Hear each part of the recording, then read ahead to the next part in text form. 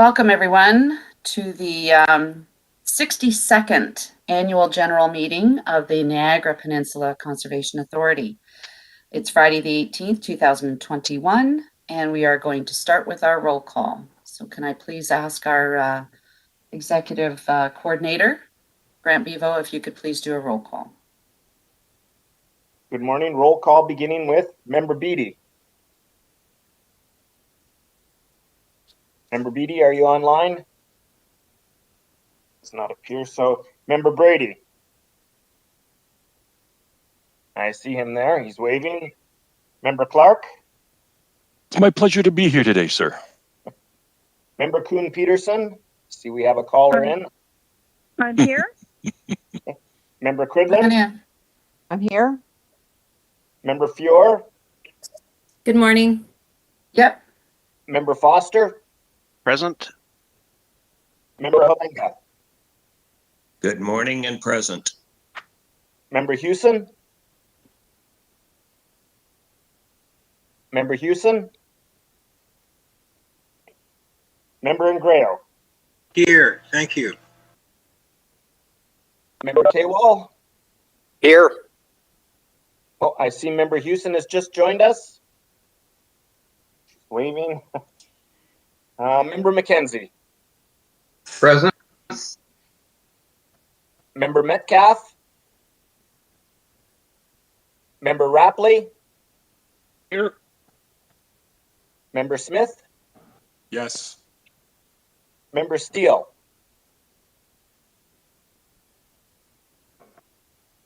Member Shurton. Member Woodhouse. Present. Member Wright. Here. And I see Member Beatty has joined us. Oh, he's muted, but that's okay. And of course, Chair Johnson. Thank you very much. Can I ask everybody to please mute yourselves just so we can avoid the feedback? So for our viewing public today, we recognize this as being Indigenous Day in Canada. The Niagara Peninsula watershed is located on the traditional territory of Indigenous peoples dating back countless generations. We want to show our respect for their contributions and recognize the role of treaty making in what is now Ontario. The Niagara Peninsula Conservation Authority grieves with the Indigenous peoples and communities across the country on the tragic loss of so many children at the residential school system. We acknowledge that with this difficult history comes the responsibility to honor those who were lost and to strive to better understand how we can support affected communities. The Npca stands committed to improving our relationships with Indigenous peoples and working with them to ensure an equitable and meaningful future for all. Thank you, everyone. Before we begin, I just want to do the housekeeping rules again. Please try to keep yourselves muted at all times unless you're speaking, called upon to speak. I will be asking who's opposed rather than who is approving, just to make it a little bit less confusing. So I'd like to start off with the agenda, adoption of the agenda. So I have right now, Member Beatty, second by Member Brady, that the agenda of the Niagara Peninsula Conservation Authority 62nd Annual General Meeting held Friday, June 18, 2021 be approved as presented. Are there any comments, concerns, or opposition? Seeing none, thank you. So now we go with declarations, conflicts of interest. Are there any declaration conflict of interests? I'm not seeing or hearing any, thank you. So at this time, before I relinquish the chair, I just want to make a few remarks. Given the agenda today, I will make them super brief. I think we can all agree this past 15 months has been beyond challenging. Having said that, I think it's been an absolute pleasure being the chair of the Niagara Peninsula Conservation Authority. We have amazing staff, along with our CAO, Sharma, who I'm very grateful that are helping to steer the ship and always staying on course. We have board members, along with my right-hand man, Vice Chair Bruce McKenzie, who collectively are always working towards making the Npca the best.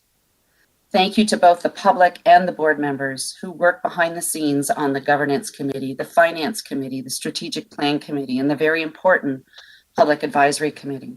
Your extra time on these committees have been very much appreciated.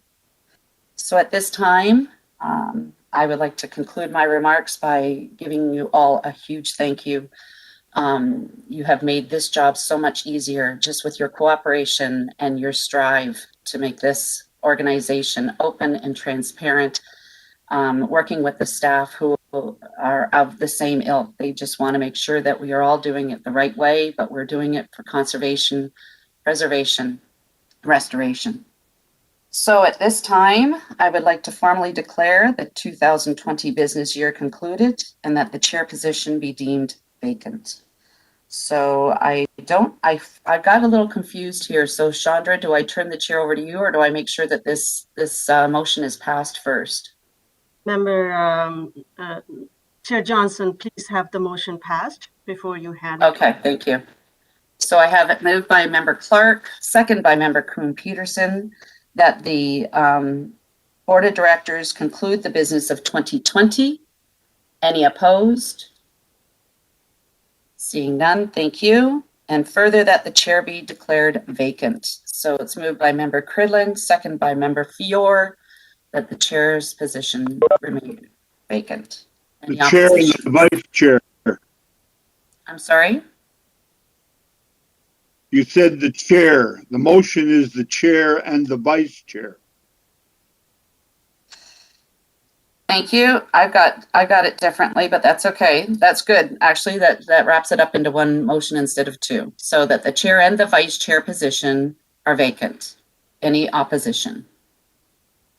Thank you. At this time now, I'm going to turn this over to our CAO, Chandra Sharma, to conclude the business. Thank you, Chair Johnson, and thank you for your service. It's been a pleasure working with you and Vice Chair Mackenzie. And our board members, and I've said it many times, I feel very supported. The organization feel very supported.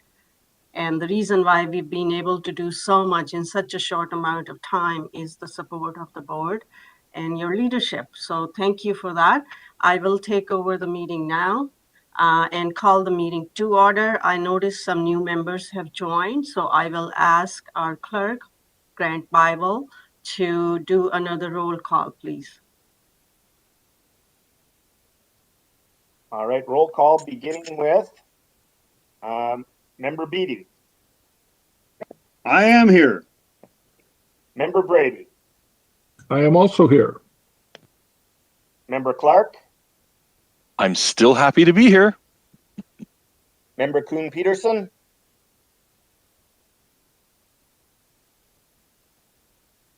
Member Kuhn-Peterson, are you here?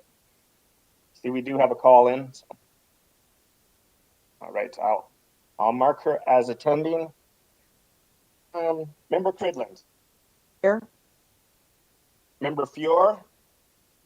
Here. Member Foster. Continued present. Member Hewson. Sorry, I'm muting. I'm here. Member Halinga. Present. Member Ingreo. I see him there.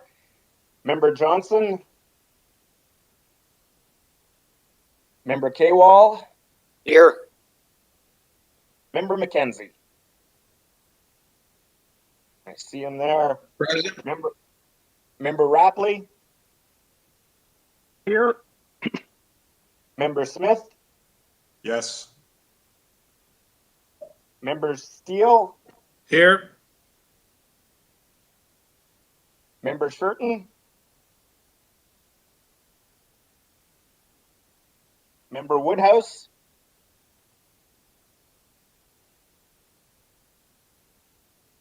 No, there he is. Member Woodhouse. Member Wright. Present. And I may have skipped over Member Metcalf. Not here. Grant, Member Woodhouse is here. I can see him on the screen. Yes, I've got him in attendance. Okay, great. Thank you. Thanks a lot. So procedures of the virtual meeting election process were provided to the members in advance of the meeting, and we will proceed accordingly. Next is the election of officers for the year 2021. I would first like to have a motion to appoint the scrutineers to conduct the electronic voting. So I have a motion that in the event of the vote for the position of chair and vice chair, Grant Beaver and Natalie Green will act as scrutineers. Moved by Member Cridland, seconded by Member Apley. Sorry, I'm going to take the liberty of volunteering you for these. All in favor? Yes. No opposition? Any opposition? No. Thank you. Motion passed. We have our scrutineers in place. Nominations are now in order for the chair position. At this point, I would like to call for the nominations for the Npca board chair position. As per regulations, we only need a mover for this purpose. We have one nomination for the position of chair. Member Clark has nominated Member Johnson for the chair position. Member Clark, are you still doing that? Confirming? Well, I'm thinking about it. Yeah, okay, I'll stick with the plan. Thank you. Are there any other nominations for the position of the chair? I don't see any. Member Johnson, would you stand for the office? Is Member Clark still going to be on the board? I'm thinking about it. Yes, I will stand. I will stand. I will stand. Thank you. Clark, my instructions of not to record this in our formal minutes. As a formality, I would like to call for nominations for Npca board chair for the second time. I have to do this 3 times. Are there any further nominations? No. Are there any further nominations? No. Seeing no further nominations, I would like a motion now to close the nominations for the board chair. Moved by Member Smith and seconded by Member Houston. At this point, I would ask Member Johnson an opportunity to have a 3-minute address to the board. Would you like to do that? At this time, I think I'll forfeit that. I did that really at the beginning, so just to save time and so people don't have to hear my voice constantly. I think we're good.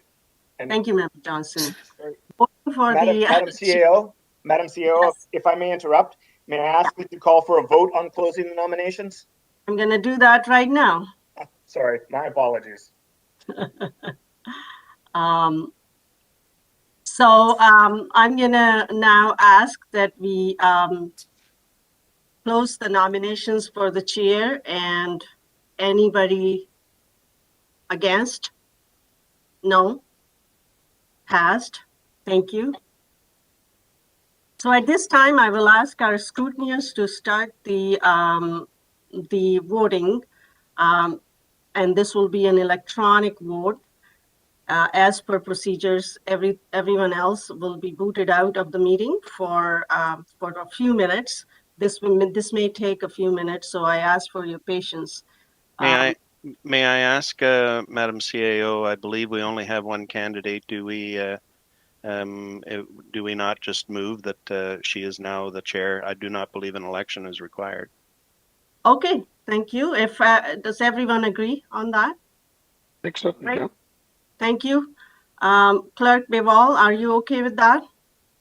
Absolutely. I was going to say the same thing. There's a motion in the agenda just to formally appoint the chair. Okay, that Brenda Johnson, this is the motion that Brenda Johnson be appointed as chair of the board of directors for the Niagara Peninsula Conservation Authority for the year 2021. Moved by Member Clark, seconded by Member Fior. All in favor? Opposed? Motion passed. Congratulations, Madam Chair. You are We have to work together again. Thank you. Oh, no. Thank you. So nominations are now in order for the position of vice chair. At this point, I would like to confirm again that we have received one nomination for member Bruce McKenzie, and this has been through member Ingrao. So I'm going to ask member Ingrao, are you still nominating member McKenzie? Yes, you are. I see a nod there. Yes. Thank you. Yes. Thank you. I will now ask for any other nominations. Are there any other nominations? No. Any other nominations? Any other nominations? No. Member McKenzie, would you be standing for the office? Thank you. It would be my pleasure. Thank you. Now I have a motion at the floor. Again, we will not be voting on this as suggested earlier. I have a motion on the floor that member Bruce McKenzie be appointed as the vice chair of the board of directors for the Niagara Peninsula Conservation Authority for year 2021. Sorry, All in favor? Madam CAO, just a formal motion to close nominations first, please. My apologies. Can I have a motion to close the nominations for the position of vice chair, moved by member Smith, seconded by member Beatty? All in favor? Any against? Okay. Now I will move the motion to formally appoint vice chair for the authority. Again, I will read the motion that member Bruce McKenzie be appointed as the vice chair of the board of directors for the Niagara Peninsula Conservation Authority for year 2021. All in favor? Oh, sorry, moved by member Ingrao, seconded by member, I'm just trying to pick people here. Did I see member Foster's hand up? You did, yep. Yes, second. Okay, seconded by member Foster. All in favor? Against? No. So the motion moved. We have a vice chair now. Thank you, member McKenzie. Congratulations. Would you like to address the board? Thank you, Madam CAO. It has been indeed a pleasure for me working with yourself and Chair Johnson and the staff of the Npca, and I have enjoyed so much working with the board members and getting to know them better, which has helped me myself to get to know me better. This has been a great year and a half for me, and I just wish to thank everybody and continued success to the Npca. I look forward to working with everybody again. Thank you. Thanks a lot. So at this point, I would like to invite our 2021 board chair, member Johnson, to complete the rest of the business for today's agenda. Member Johnson, you'll be starting on item C, appointment to Conservation Ontario for 2021. Thank you. You're muted, I think.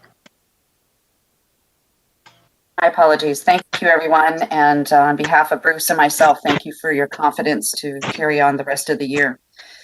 So we're looking at C. This is the appointment to the Conservation Ontario for 2021. Can everybody please mute yourselves? Conservation Ontario represents the Association of 36 conservation authorities in Ontario. It is the practice of the Npca to request the chair and or his or her designate and the chief administrative officer to represent the Npca on the Conservation Ontario Committee and Council. So the motion is that Brenda Johnson as the chair of the Npca, and I think this is a conflict if I'm just announcing it, I'm going to get someone to move it, of the Npca for 2021 and or Vice Chair Bruce McKenzie, acting as her designate, be appointed as the authority's voting delegate to Conservation Ontario, and further that the Chief Administrative Officer be the alternate delegate. So it is moved by Member Foster, second by Member Halenga. Any opposition? Seeing none, thank you. We're on to D now. This is the appointment to the Niagara Peninsula Conservation Foundation. The motion is that Member Foster and Member Cridlin be reappointed to the Niagara Peninsula Conservation Foundation for 2021. So I have it moved by Member Houston, second by Member Hungrail. Any opposition? Seeing none, thank you. So now we're on to the appointment to the Governance Committee. The motion is that the following board members be reappointed to the Governance Committee for 2021. Member Foster, Member McKenzie, Member Woodhouse, Member Clark, Member Smith, Member Ingrail, Member Kewall, and Member Brady. Please note that the chair and the vice chair gets voted in at the very beginning of your first meeting. So this is why we're just announcing the members right now. Thank you. Member Smith, second by Member Kewall. No, want to speak? No. Thank you. Member Smith. You're muted, sir. I would be removing my name from the governance committee for this year. You do not want to be on there, so you're removing your name, correct? Yes, ma'am. Thank you. This is the governance committee, correct? Yes. Okay. And Member Kewall, your hand was up. Yes, I would like to withdraw my name from the governance committee too, please. Okay. Do we have anyone on the floor that would like to fill those positions? Anybody who would like to be on the governance committee? Because I think we're going to have to move a second motion to make the quorum a little bit different, the makeup of it a little bit different. Okay, so here we go. The motion is the following board members be reappointed to the governance committee for 2021. Member Foster, Member McKenzie, Member Woodhouse, Member Clark, Member Ingrail, and Member Brady. Any other amendments? Seeing none. So it has been moved by Member Kewall and seconded by Vice Chair McKenzie that the following are appointed. Any opposed? Seeing none. Just for process, Mr. Beaver, do we need to now, I don't know how to put this. So the quorum is do we just keep it at these members and the quorum is determined as such? Or because we've had 7 members, now we're down to 1, 2, 3, 4, 5, 6. So we had 8 members, we're down to 6. The quorum is still would be 5. So can we change it so that the quorum is now 4? I think that's how it would occur. I think we're fine as it is. The terms of reference would state a minimum number of members, and I think we're above that minimum threshold, if I recall correctly. Thank you. Just want to make sure. Yeah, just didn't want the governance committee to have a problem when they get their first meeting in. And if I may mention as well too, I think we skipped over appointments to the finance committee. I think we missed that one. Oh, that's an important one. Sure. So let's do the governance committee first, please. I think there was any opposition to the 6 members being appointed. Seeing none. Sorry for that, folks. We're going back to E. This is the appointment to the finance committee. So the motion is that the following board members be reappointed to the finance committee for 2021. Member Kewall, Member McKenzie, Member Metcalf, Member Woodhouse, Member Foster, Member Beatty, Member Steele. So Member Kewall. Chair, I'd like to withdraw my name from this committee, please. All right. Anyone else? Anyone would like to come on to that committee? The more members we have involved, the better. Member Brady, would you like to be on the committee? As soon as I unmute myself, yes, please.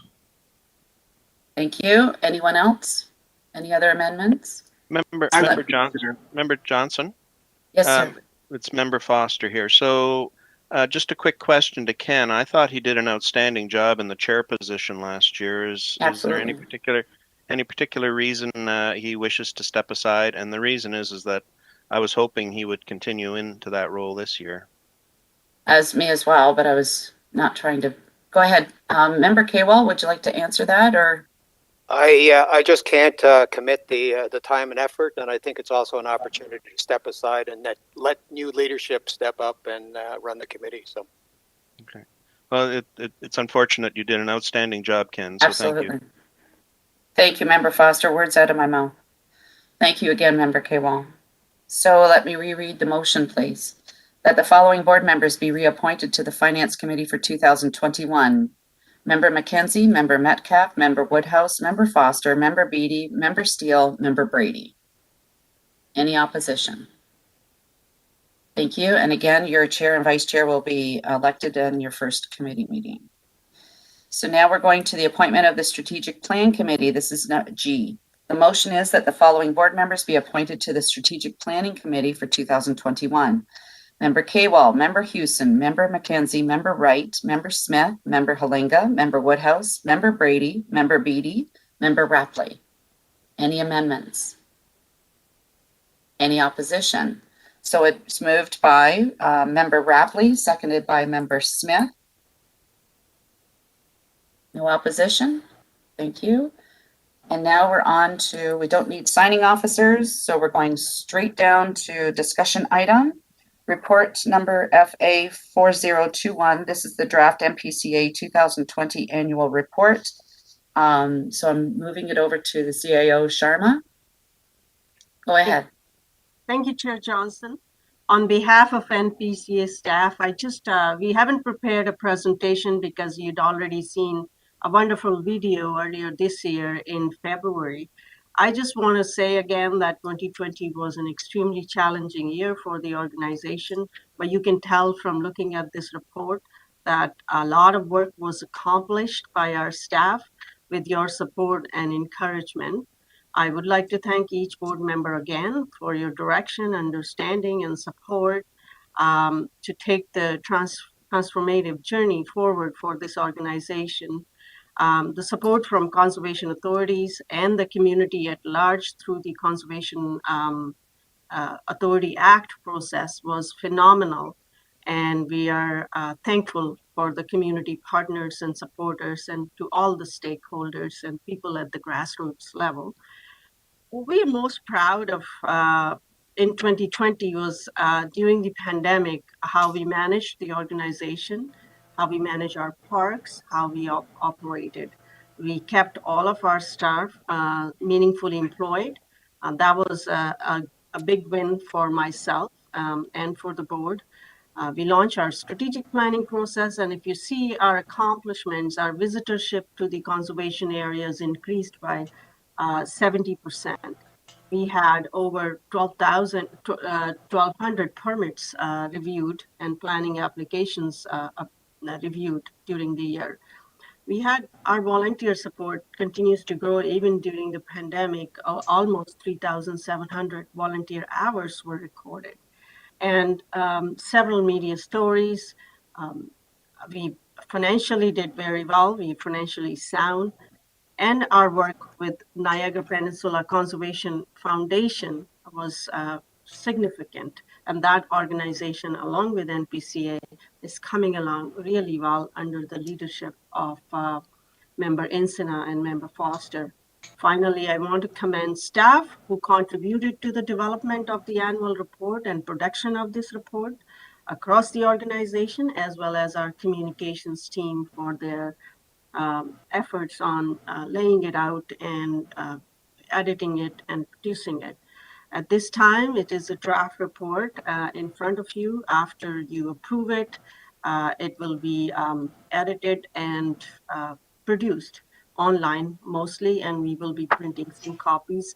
Renee is here with me to answer any questions, and we can take any questions from the board at this time. Thank you. Thank you. So at this time, CAO, are you looking for approval on the draft now? Correct, yes. Thank you. So it is moved by Member Steele and seconded by Member Woodhouse. Is there any opposition to approving the draft as presented? I'm not hearing anything. I'm not seeing anything. Therefore, it's carried. And before we adjourn, I just want to offer over to Member Foster for his appointment being on the foundation. And just to let everyone know, the foundation did come and ask if they could do their AGM presentation today. Given the length of the two agendas, we felt that we could wait until the next month. But Member Foster is going to explain to you some of the things that the foundation's doing and as well. Go ahead, Member Foster. Yes, thank you, Chair Johnson. So just to sort of bring everyone up to date, we've been working with the Npca and the foundation to work on a capital campaign at Balls Falls. There's lots of stuff coming down the road with that. It's very preliminary at the moment, but there's going to be a fair bit of work done on the gallery area over the course of the next couple years. Member Cridlin and myself have been very pleased to be part of the foundation board on your behalf. The things have progressed very well. Just like the Npca itself, we've brought everything under I guess smooth waters, if you want to put it that way. Just a brief comment, and I don't know if they've outreached, but there is a challenge that's been given to all of us to consider a donation to the foundation. So, please think about that. All monies from that, of course, nothing is taken by any of the board members. We do this all gratis. It all goes right back into all of the projects and the good things that we're doing.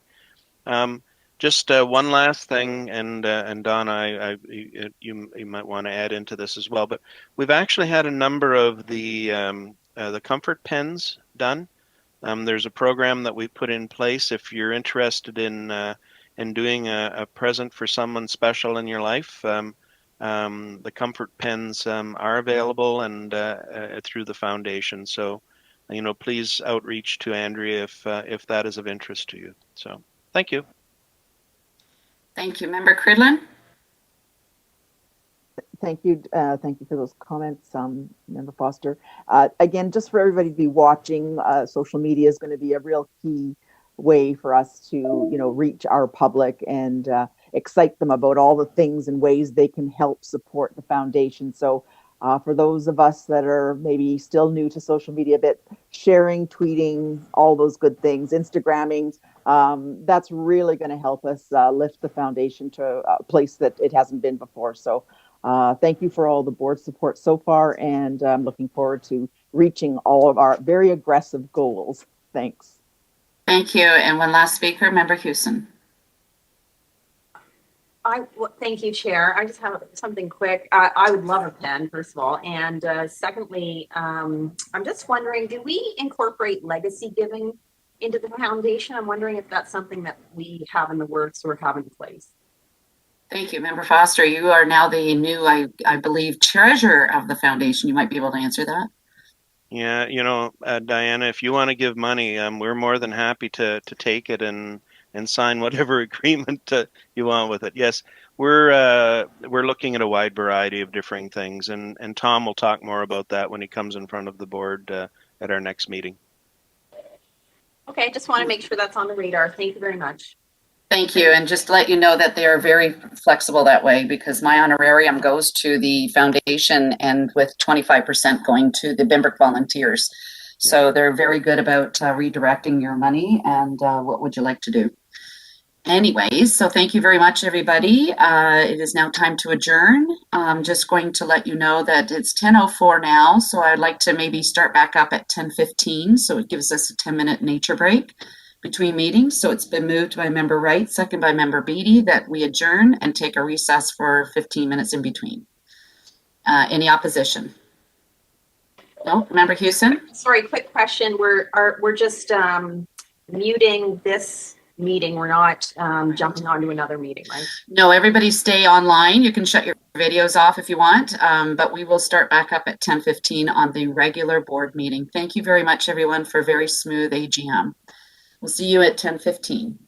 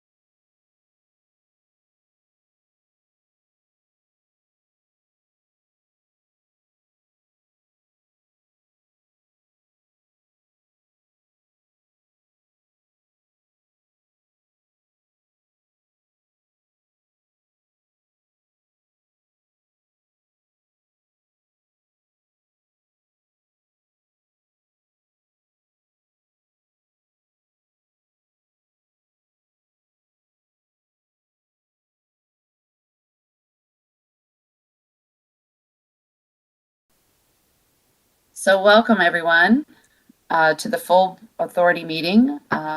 This is for the Niagara Peninsula Conservation Authority, and it is Friday, June the 18th, 2021. And first, before we start, I would like to do a roll call. And I'm going to ask our executive coordinator to please do a roll call. Beginning with Member Beatty. Good morning. Member Brady. I'm here. Member Clark. I'm still happy. Member Kuhn-Peterson. I'm here. Excellent. Member Cridland. Here. Member Fior. Present. Member Foster. I don't see him here. Okay, I know he had another commitment at 10:30. Member Halinga. Jack. Member Houston. Present. Present. Member Ingrao. Here, and I'm happy with Brad. Member K-Wall. Here. Member McKenzie. Present. And Member Metcalf. Member Rapley. Here. Member Smith. I see him. Member Steele. Here. And Member Shurton. Member Woodhouse. Present. Member Wright. I'm here. Member Wright. I see him. Present. There we go. And of course, Bear Johnson. Thank you very much, everyone. Can I ask you all to mute yourselves, please, just to avoid that feedback? And for our viewing public, today is recognized as Indigenous Days in Canada. The Niagara Peninsula watershed is located on traditional territory of Indigenous peoples, dating back countless generations. We want to show our respect for their contributions and recognize the role of treaty making in what is now Ontario. The Niagara Peninsula Conservation Authority grieves with Indigenous people and communities across the country on the tragic loss of so many children at the residential school system. We acknowledge that this is difficult history, comes with the responsibility to honor those who were lost and to strive to better understand how we can support affected communities.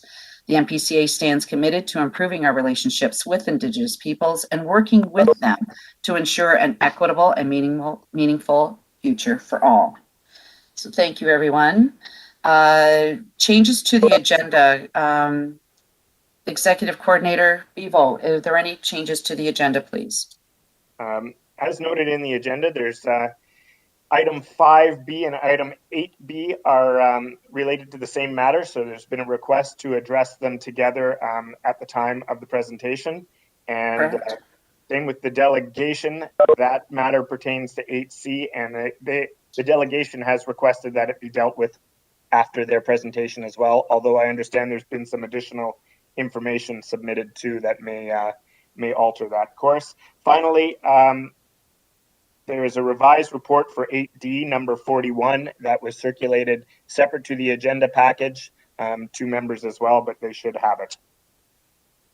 Okay, thank you very much. So just to be clear, folks, after we hear from Joshua Diamond about the water quality specialist, we will be then dealing with 8B.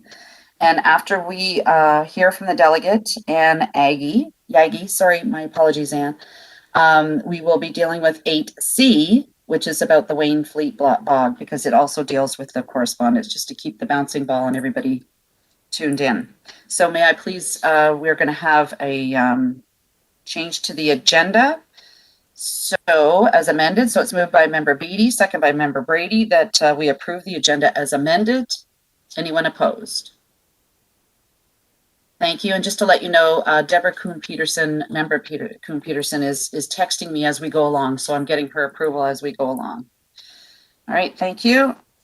So now we're on to the approval of, declarations of conflict of interest. Do I see any or hear any? I'm not seeing or hearing any, so we'll move on. The approval of the minutes. This is for the minutes for the full Board Authority meeting dated May 2001. May 21, sorry, and this is to approve. It's moved by Member Clark, seconded by Member Kuhn-Peterson, that we approve the minutes as stated. Any questions, concerns about the minutes? Any opposition to approving them? Seeing none, so we'll move on, please. Correspondence, there is none on this agenda today, so now we're moving right into presentations. The first presentation that we have is by R. Joshua Diamond, the Water Quality Specialist.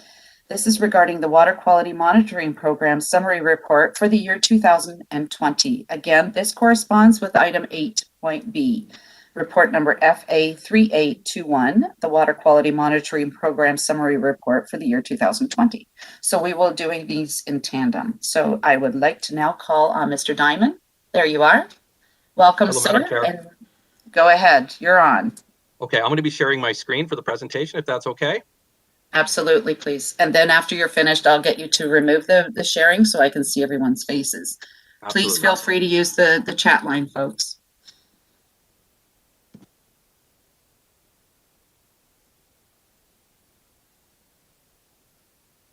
Okay, can everybody see my screen there, the presentation? Okay, perfect. Thank you very much. All right, Madam Chair, members of the Npca board, thank you for allowing me this opportunity to provide you with an overview of the Npca Water Quality Monitoring Program, Summary Report of the year 2020. This presentation is a companion to Report FA38-21. It is critical that the Npca monitor the water quality of its watersheds. Monitoring allows us to characterize the quality of our water and allows us to identify changes over time. Monitoring helps us to identify emerging water quality issues and sources of contamination. The information provided from monitoring programs can be used to design specific pollution prevention and remediation programs. And monitoring can also be used to determine how effective these programs are. And finally, monitoring allows us to have a better understanding of the impact of spills and pollutant discharges into our environment. The Npca Water Quality Monitoring Program was implemented in 2001. The mandate of the program consisted of two components. The first component of this program is to assess the ambient water quality of our local watersheds. To accomplish this, the Npca has developed a network of 80 surface water monitoring stations throughout the entire watershed, where the Npca collects both chemical and biological samples. The Npca also has a groundwater monitoring program where groundwater chemistry is monitored at 36 locations. Since 2001, the Npca has collected approximately 7,000 water samples, surface water samples, and 350 groundwater samples through this program. It's one of the most comprehensive sampling and analysis programs within the Npca jurisdiction.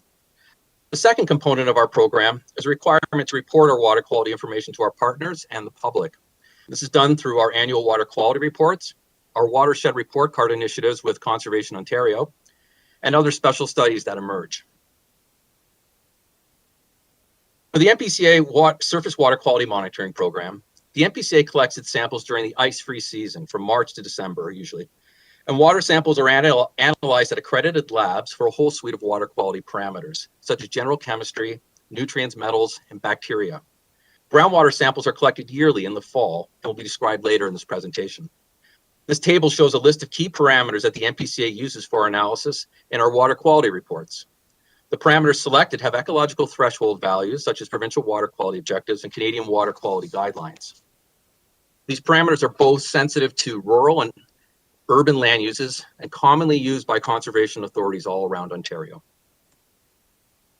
For data analysis, the Npca takes the water quality data for 8 indicator parameters for each of our stations and summarizes 5-year blocks of data with the Canadian Water Quality Index. The Canadian Water Quality Index was developed by Environment Canada as a tool to transform complex water quality data into understandable descriptions. Through this tool, water quality is classified as excellent, good, fair, marginal, and poor based on 3 criteria. These criteria include 1, the number of parameters that do not meet the water quality objective or guideline. 2 is the number of times the objective or guideline is not met. And 3, the magnitude to which the objective and guideline are exceeded. So when we apply this tool to the Npca's surface water quality data at 80 locations from 2016 to 2020, we find the following results. Each dot on this map represents an Npca water quality station. 65% of the Npca water quality monitoring stations are rated as poor. Those are the red dots on this map. 27% are rated as marginal, the yellow dots. 7% are rated as fair, the green dots. And only one dot is rated as good, and that's down in Port Colborne in the Welland Canal. None of the stations we have could achieve the water quality index rating of excellent.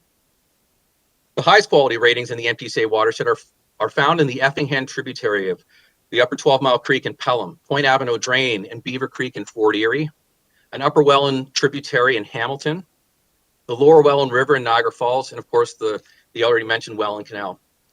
Generally, the water quality ratings for our stations are relatively stable when we compare these to historic Npca data. Based on the water quality data that the Npca collects, elevated concentrations of total phosphorus and E. coli are the most frequent and widespread cause of water quality impairment in the Npca watershed. The high frequency and the magnitude of these exceedances are the driving factors in lowering the water quality index ratings at all stations. In the case of total phosphorus, 88% of samples collected from 2016 to 2020 exceeded the provincial water quality objective. Total phosphorus is not inherently toxic, but because it's an essential nutrient, it can overstimulate the growth of algae and aquatic plants. I provided in this slide a typical summer picture of Big Forks Creek in the top left-hand corner, where there's the annual overgrowth of algae and aquatic plants due to nutrient enrichment. Below that picture is a dissolved oxygen profile of that watershed from June to October of a typical year, which shows these nutrient-enriched conditions can cause large jumps in DO concentration due to photosynthesis and respiration, but also cause sustained dissolved oxygen depletion as the algae and plants decompose. Please note the number and length of time the dissolved oxygen concentration falls below the provincial water quality objective, and that's that red line there. These conditions are quite stressful for aquatic life. Sources for phosphorus include fertilizers and sewage and animal waste. In the case of E. coli, 57% of samples collected from 2016 to 2020 exceed the provincial water quality objective. E. coli refers to a large group of bacteria that are commonly found in the intestines of humans and animals. Most strains are harmless, but some strains can cause severe illness in people. This parameter is responsible for most beach closings. Sources include sewage and animal waste. Our water quality program is also detecting a significant number of chloride exceedances in our urban watersheds, likely due to road salt applications.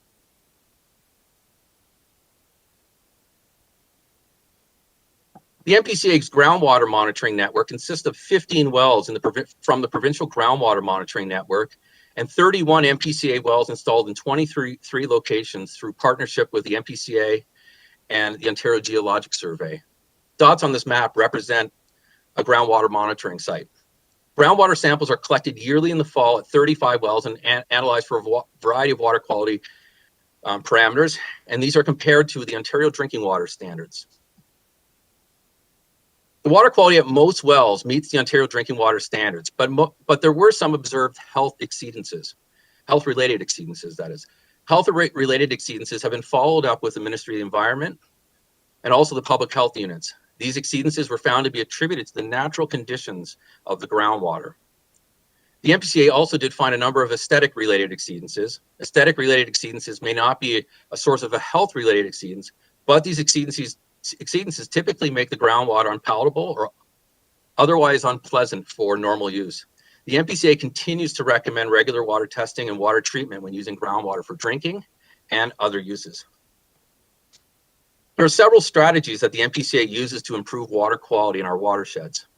The best approach available to reducing non-point source pollution like total phosphorus and E. coli is through the implementation of best management practices, such as nutrient management, wastewater storage, cover crops, repairing buffers, sediment control, and reducing livestock access to waterways, as well as wetland and forest plantings. The Npca restoration program encourages the implementation of best management practices by providing expertise and cost sharing for projects for interested landowners.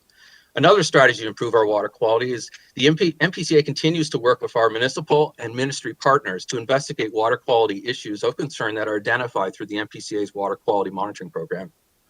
Another strategy we're employing is incorporating improved technology into our program, which will allow the Npca to better track a range of water quality parameters. This allows for a more comprehensive and accurate picture of the environmental conditions of our watersheds. To support groundwater protection on our watershed, the Npca has a water well decommissioning grant program to assist interested well owners with the cost of decommissioning their abandoned well. Since 2007, the Npca has partnered with well owners to decommission 107 abandoned wells. In addition to our routine monitoring program, our water quality team completed the following projects in 2020. One is the Hamilton Airport Biological Monitoring Study. Number two, the Glanbrook Landfill Biological Monitoring Study, one that our Madam Chair knows quite well. She sits on the committee with. Number three, the Upper Welland River, Upper 12 Mile Creek Water Temperature Monitoring Program, Conservation Area Water Quality Monitoring Program. And we also last year partnered with the Niagara Coastal Collaborative Committee, and we were involved in a Lorraine Bay Nutrient Track Down Field Program.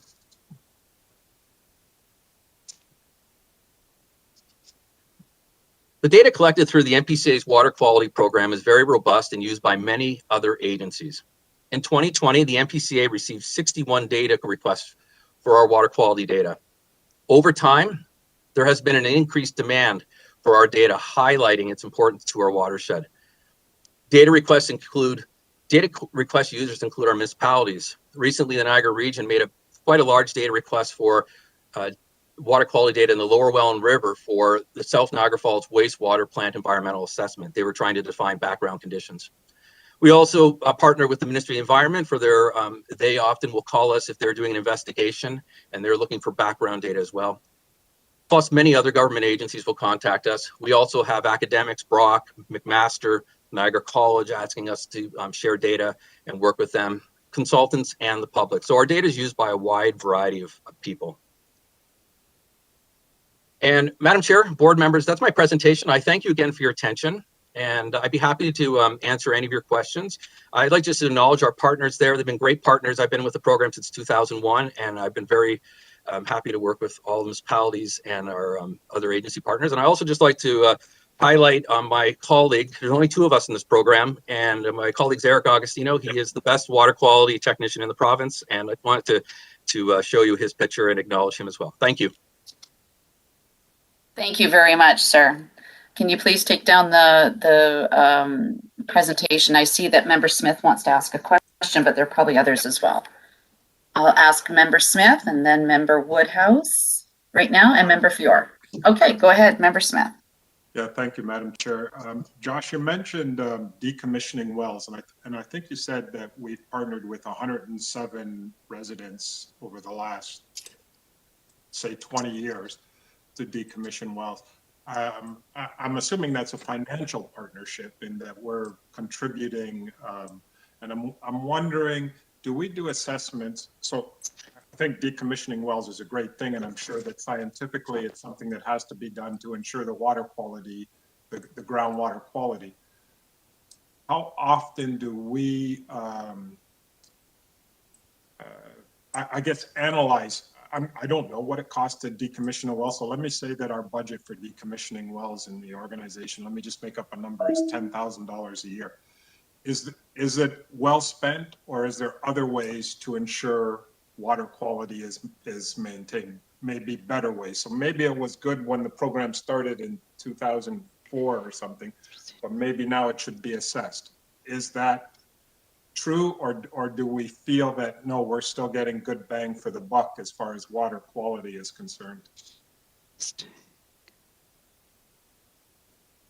Nyman?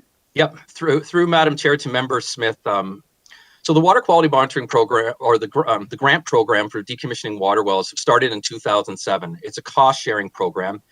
Currently, the cost-sharing program is 80% of the cost to decommission a water. We'll fund 80% of the cost up to a maximum of $1,000 if a landowner is interested in decommissioning an abandoned well. This was a recommendation from around 2005. The Npca did a groundwater study, and there was a gap in terms of there's a lot of abandoned wells in Niagara, and it was sort of seen as an incentive to try and get these abandoned wells decommissioned. properly by licensed contractors who would do it right, not just kind of somebody just filling it in on their own or leaving it on its own. So that was sort of the incentive, and these are very important to deal with. Some of the wells we've encountered are in such poor shape, open holes, definitely conduits for surface water to enter groundwater. So in terms of, we don't monitor like any groundwater, like specifically to site specific, really just, is the project being done by a licensed contractor, and is the well being properly taken care of and taken out of the loop where, you know, it could be a source of contamination. I think it's actually a very good program. The uptake is a little bit lower than we hope. We typically have about $20,000 per year to cost share, and depending on the year, we get, you know, sometimes we're up to 20, but most of the time we're probably around $10,000 allocated for this. And we are looking at ways to improve that. And we've just had a meeting actually with the City of Hamilton and the conservation authorities who partner with the City of Hamilton, and we talked about this. There are also, we've talking about trying to promote the program better. There's lots of abandoned wells. Drive around and you'll see abandoned wells everywhere, and we just got to get interested landowners interested in that. Member Smith? Good, thank you. I was going to say, is there any other tool of enforcement for those who maybe are slow to show? So if we know where the abandoned wells are, can we only softly convince them, or are there actually rules and regulations that can be used to entice people to do it? Through the chair to members, through Madam Chair to Member Smith. Yes, there are tools. This is sort of a soft approach. The conservation is an incentive program. This is the hard approach would be through the Ministry of the Environment, and the rule of the law is you should decommission an abandoned water well. It might take people to call those things in and those types of things. We're not really encouraging that through this program at all. There's more of an incentive program just to properly decommission your water well, but the sort of the fines and the law is through the ministry. And yes, they should be an abandoned well. If you're no longer using it, needs to be properly abandoned and taken out of the system. And if I was to say, use those words. Thank you. Thank you, Member Smith. Chair. Thank you. Thank you. And we're on to Member Woodhouse, please. Thank you, Madam Chair. On the same subject matter, Ed and I are in the same wavelength here. The issue of abandoned wells, it seems to me, should be considered with the same gusto as when a municipality puts in sanitary sewers, for example, and people have been using septic systems, that there's a requirement for them to decommission the septic system to hook into the new municipal sewage system. I'm assuming that people abandon their wells in large part because of the municipal water service that's going to their properties. It's an expanded service, maybe coming at the urban service area changes or whatever. So why is it that, or is it possible, or is it even a requirement for municipalities to ensure that these folks that have these wells that will no longer be of use, that as part of the getting the new service, they have to decommission them? Joshua? Yes, through Madam Chair to Member Woodhouse. I don't typically deal with what the sort of the question you're asking. What I can say about this is we do get a lot of uptake with the grant program for new builds. If somebody's putting in a new build or a new septic system, or they want to put a new well in because their water quality is not great in the well that they have, those are the kind of the uptake of projects we get into. I'm not so much involved in the municipal requirements in terms of what you're asking in that question. So I don't think I can really fully answer your question there, but that's kind of at least an idea, kind of the clients or, the landowners who contact us for that program are people who are putting new builds in, maybe a new septic system in or a new well. Those are very typical people who would contact us to access that grant program. Member Woodhouse?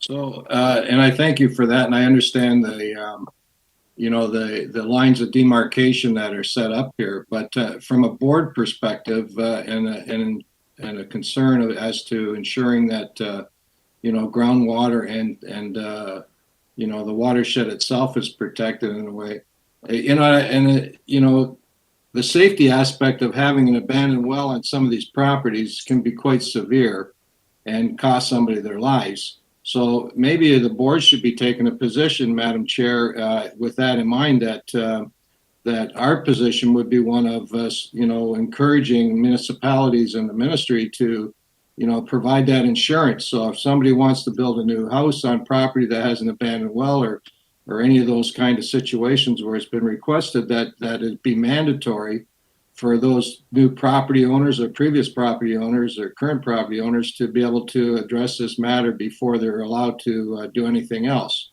Seems to me to make sense. Would it make your job easier if we were to do that? Through the chair, yes, I think it would. Certainly, it's a wise idea because these at least the concept. I don't know about what the mechanism is, but in terms of getting, I would advocate any abandoned well needs to be properly decommissioned. That would be sort of my statement on that. And then if there's a mechanism to get these water wells that are there abandoned properly and out of the system, then we should find mechanisms to do that if possible. And I'll leave it to others who might be able to figure that mechanism out better than I can. Member Woodhouse? Thank you. If I could, Madam Chair, then can I make a suggestion that our staff look at this as a way of us stating or taking a position on this? Because, you know, in reality, we're the ones having to deal with it. And yet we don't have the legislative tools to be able to address it fully, other than just correct those that are willing to, you know, participate. So I'm just wondering if the board would entertain a motion of that nature, that the staff look at, you know, this issue and come back with a report. Thank you. Thank you. I'll come back to you in a little bit, and I'll also ask for CAO Sharma's comments as well. So we can go to Member Fior first, please. Thank you, Chair Johnson, through you. And building on what Member Woodhouse just said, I, of course, have some significant concerns over the water quality. I'm very glad that we have a robust program to understand our water quality. However, a report of poor is horrible, and I know that we're working very hard to improve that. I appreciate the communication strategy that's been outlined, and I'm really glad to hear that you are presenting to municipal members. However, when I look at the digital postcard, I see what can individuals do, what can community do, and what can businesses do. But I don't see what municipalities can do. And I would really like to encourage that we have literature that is shared specifically on the actions that municipalities can take. For example, Member Woodhouse just made a really good suggestion, and if I understand it correctly, it is somewhere around approvals for new builds have to be contingent on proper decommissioning of a well. So that's something that potentially a municipality could do.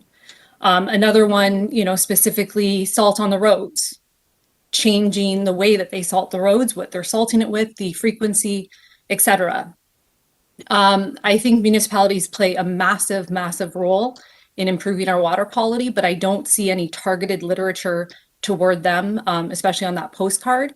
So I'm wondering what steps can be taken to ensure that that information is made available to them, shared with them, and so that not only municipality staff and current elected officials know what their role is, but as we come up to an election in 2022, new candidates might want to understand what their role can be in improving the water quality in our watershed. Thank you. Mr. Diamond? For Madam Chair, to Member Fior, yeah, thank you for that, and I think that's a valid criticism of the postcard. I think the intent of the postcard was just kind of a quick, you know, message that we could get out. And that was to be paired up with potential meetings with municipal staff, or if there's a presentation, a call for a presentation from the Conservation Authority to talk about these types of issues. I agree with your point, and municipalities absolutely have an important and probably the most important role in kind of dealing with the day-to-day kind of stuff in our watershed. So I agree, and we can certainly look at that further. Thank you. Member Fior. Thank you. And I look forward to reading additional literature about municipalities' role and what they can do. Thank you. Thank you. And I see that we have hands up from Vice Chair McKenzie and Member Houston. So I'm going to go to Vice Chair McKenzie, please, only because you're first on my list on my screen. I don't know who was first. Vice Chair McKenzie? Member Houston was, and I please allow Diana to go first. Fine. Member Houston? Well, thank you for that, Vice Chair. I appreciate that. Yeah, this is, Joshua, thank you very much for putting this in front of us. And this is certainly something that it always comes before us and it always seems to be bad news. And the dial doesn't seem to move very far from year to year. So I do share concerns, and I do think that the public outreach that has been built in probably as a result of some of my comments from the previous year, which I appreciate that it's been incorporated. But I guess my question is, are we able to identify, because you've highlighted the different types of pressures that are contributing to this, to the poor rating, but are we able to identify maybe, what percentage of those pressures are impacting the overall water quality report, so we can have a better idea of what stakeholders we really need to engage with in order to be able to impact the report more significantly. So as an example, I noticed that there's some reference to agriculture. So what could we say that there's a percentage, the agriculture sector actually influences our water quality rating, maybe up to about 70%. Thank you. Joshua? Through the Madam Chair to Member Houston. A difficult, slightly challenging question, of course. What we deal with, if we're talking about, say, the rural areas of Niagara, we classify the most of what that we see out there, the total phosphorus E. coli, as non-point source pollution. So where we are, we can't really find, there's one point, and that's one site is causing the water quality issue, but it's in fact the entire cumulative part of the whole watershed is causing the issue. We do have lots of numbers. We have modeling numbers we've had over the years to, figure out approximately if we put in, more buffers, more forests, maybe some possible changes could be made out in the watershed that could improve some of the total phosphorus and E. coli levels out there. It's difficult to quantify. I know you mentioned, like things I kind of bring bad news all the time. We're always in poor conditions. But these watersheds have been subjected to a lot of human use for a long time, and we also got to remember some of our watersheds are also very highly engineered, and they're difficult watersheds to bring back because of some of the challenges with that. But I agree, there are certainly targeted groups we can work with. That's why we have our stewardship program to try and reach out to those. We can certainly work this. One part of the communication strategy listed was to reach out not only to municipalities, but anybody who really wants to talk about these issues. And so if we can maybe meet with ag groups to talk about rural water quality, we'd be happy to do that, not just from water quality, but also from a stewardship end and see what their concerns are, what can be done. And I think we also got to be realistic. What are achievable goals are out there? What concentrations can we realistically bring back for those types of watersheds out there? I hope that answers your question. That might be a bit of roundabout, but. Member Houston, did that answer your question? Thank you, Chair. I'm going to just expand on that. So I do think you're telling me that, we can't attribute a certain, what kind of influence certain sectors are having, but, in looking at the different sources that's been listed in your presentation, I'm seeing a lot of like road salt, sewage, septic systems, things that, you know, definitely if we got in front of municipalities, they could help with or help us move the needle. However, I am seeing a lot of, you know, fertilizers, agricultural runoff, manure, and all of those is a very specific sector. So I think we need to engage with our agricultural sector, and whether that's through, as an example, the region has an agricultural policy and action committee. It would be great if we got in front of them with this report, because they would be equally as concerned with our water quality, and would love to know how they can help us improve our water quality. And there's also the Federation of Agriculture, who I think would be a good partner to share this information and also help us advocate for maybe making some changes that could have a positive impact on this report. So I'm just going to leave that suggestion. I do have a couple more questions. Joshua, you did mention exceedances, and I just need a bit of clarification, because normally when you say something exceeds something, it's a good thing. But I think what you're saying is exceedances are not a good thing. Is that correct? Joshua? Through the chair, yes. Exceedances would be over the water quality objective or Canadian water quality guidelines that are out there. Yes. So they would not be a good thing that we would want. Okay. So we would actually, so if there's a threshold, we want to fall below or below the threshold. Correct. Yes. We want to be below exceedances or threshold values. Correct. Okay, great. Through the chair, please. Thank you. Oh, I'm sorry. Houston? No worries. That's my bad. I'm sorry, Chair. No, you know what? We like to make it casual, but just to be clear, because we want to move this along. Go ahead. And through the chair, there's one other item that you talked about was site-specific studies on Oswego, Beaver, and Big Fork creeks. Can you just highlight for me, were those areas of priority for us? Joshua? Through the chair to Thank you. Member Houston. Yeah, yes. So that slide was just trying to highlight that site-specific studies are useful in addressing water quality issues. So in that particular slide, I would be those watersheds were investigated for a nutrient enrichment. So it was the Welland River eutrophication study. I'm just trying to highlight the importance of site-specific studies that go beyond kind of the ambient monitoring that we do. So if we're at a water course, for example, let's take a more recent example, Niagara on the Lake. There's a water course there that had really high E. coli concentrations beyond what we typically see in our watershed. And so we have a conservation area right there. And so we went on to our conservation area lands and checked it out. We actually found some of the outfalls from the residential areas had very, very, very high E. coli levels. And then that prompted us to talk to our municipal partners, and it looks like there's a cross connection with the sanitary, sewage line into the stormwater system that is impacting 2 Mile Creek in that case in Niagara Lake. So that's kind of what that bullet point or slide is trying to highlight, that site-specific site studies or site-specific studies can actually kind of track down some of these, more acute water quality issues that are out there. Thank you, Member Houston. That's all my questions, Chair. Thank you very much. Thank you very much. And back over to Vice Chair Mackenzie. Thank you, Mr. Mackenzie, for that gesture. Thank you, Chair Johnson. Through you to Joshua.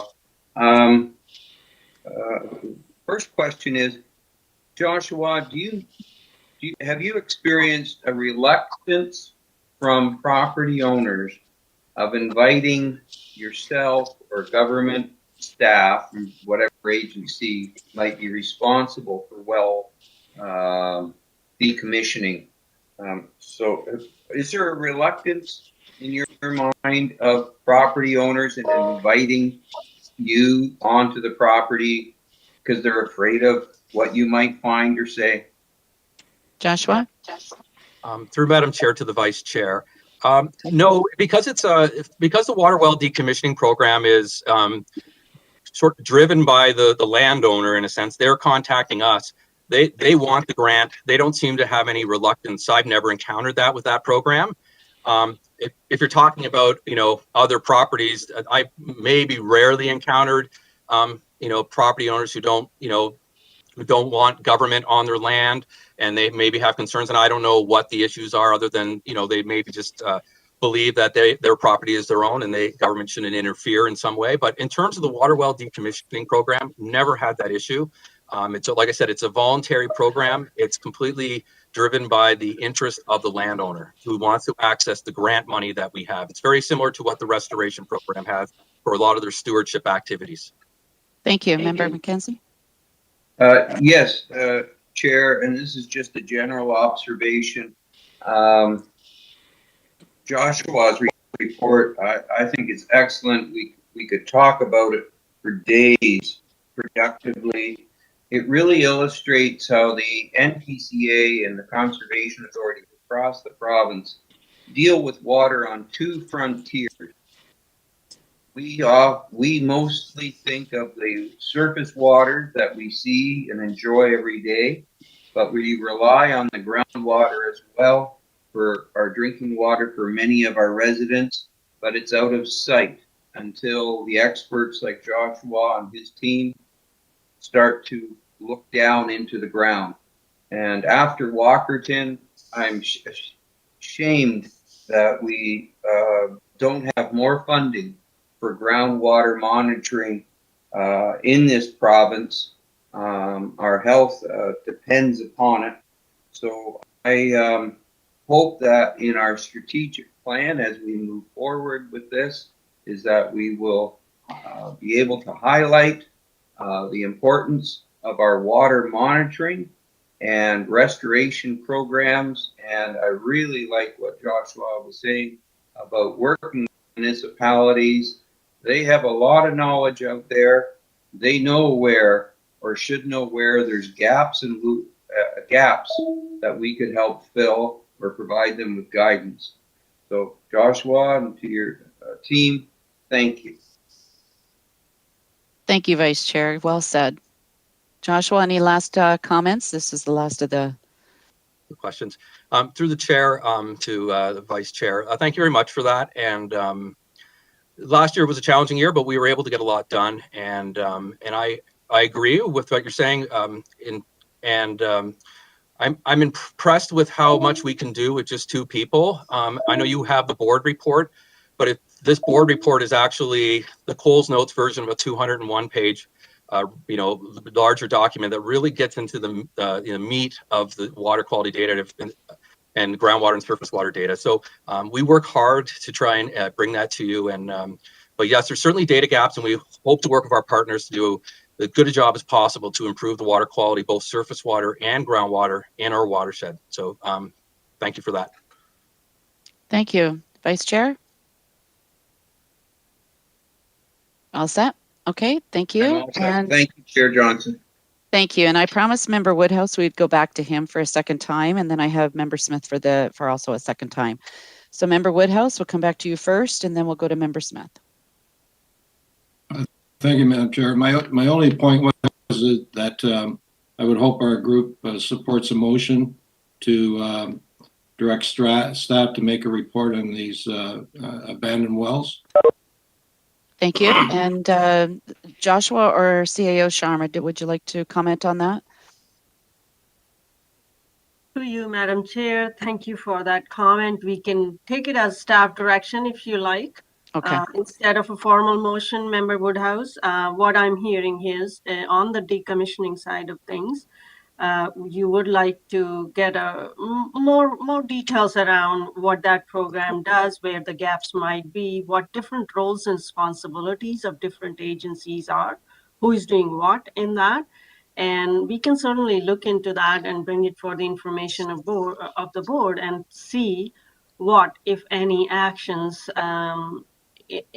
through that review is determined for Npca as an agency, and how do we take it forward as part of our next steps. So we can do that through a motion or as staff direction.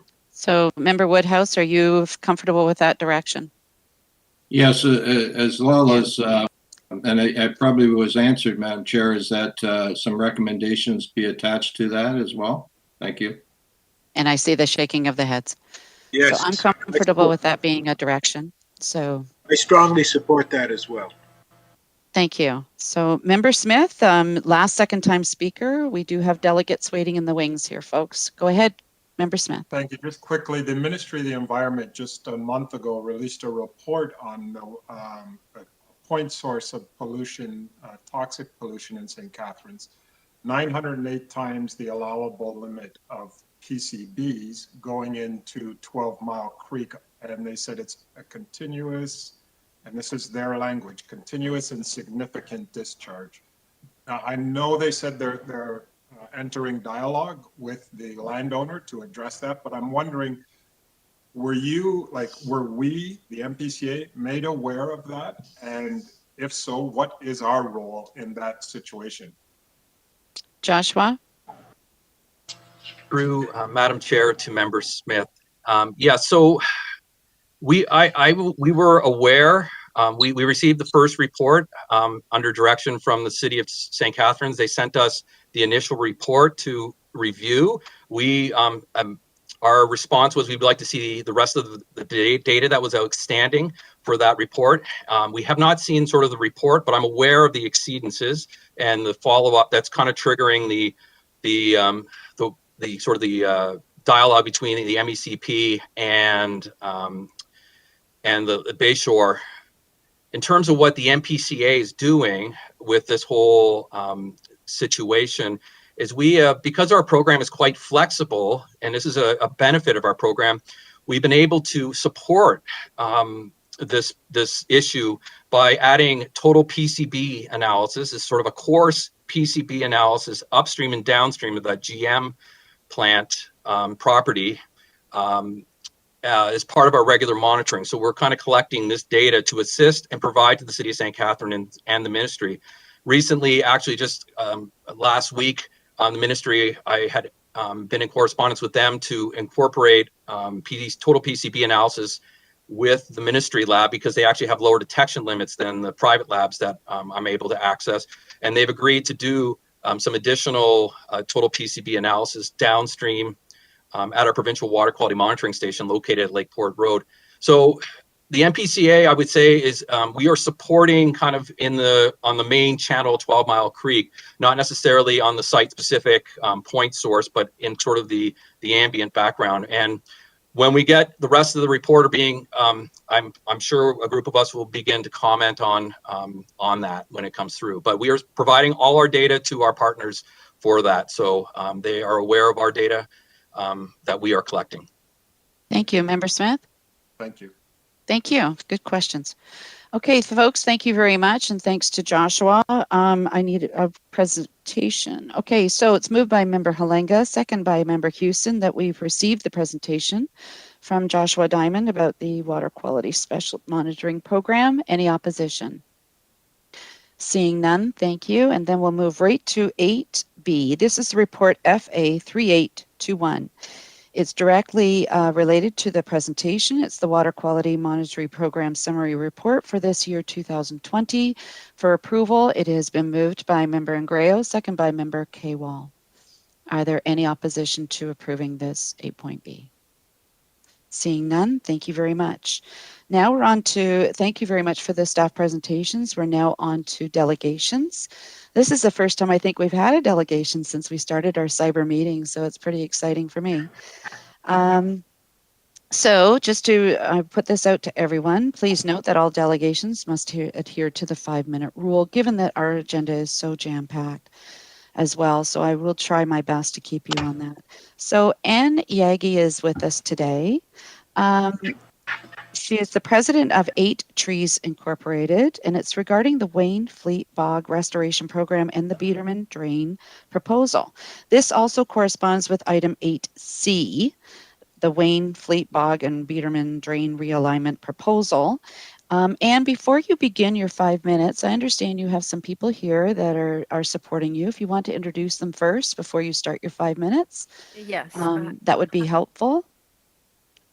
Go ahead. Sorry, I'm not sure about procedures. Madam No, it's Chair. Thank you okay. very much. I'll guide you through. Not a problem. Thank you. I have Bethany Wakefield here from representing Six Nations. And I have Barry Warner here representing wetland scientist and peatland expert of 40 years experience. Thank you. And if Barry and Bethany, you can turn on your video. You can just keep yourselves muted, as everyone else should as well. It just helps with the feedback, folks. So, Anne, whenever you're ready, do you prefer Anne or Ms. Yagi? Or Anne's fine. Thank you. okay, Thank super. you, Okay, folks. So, Anne, you're on, and your 5 minutes is going to start now. Thank you.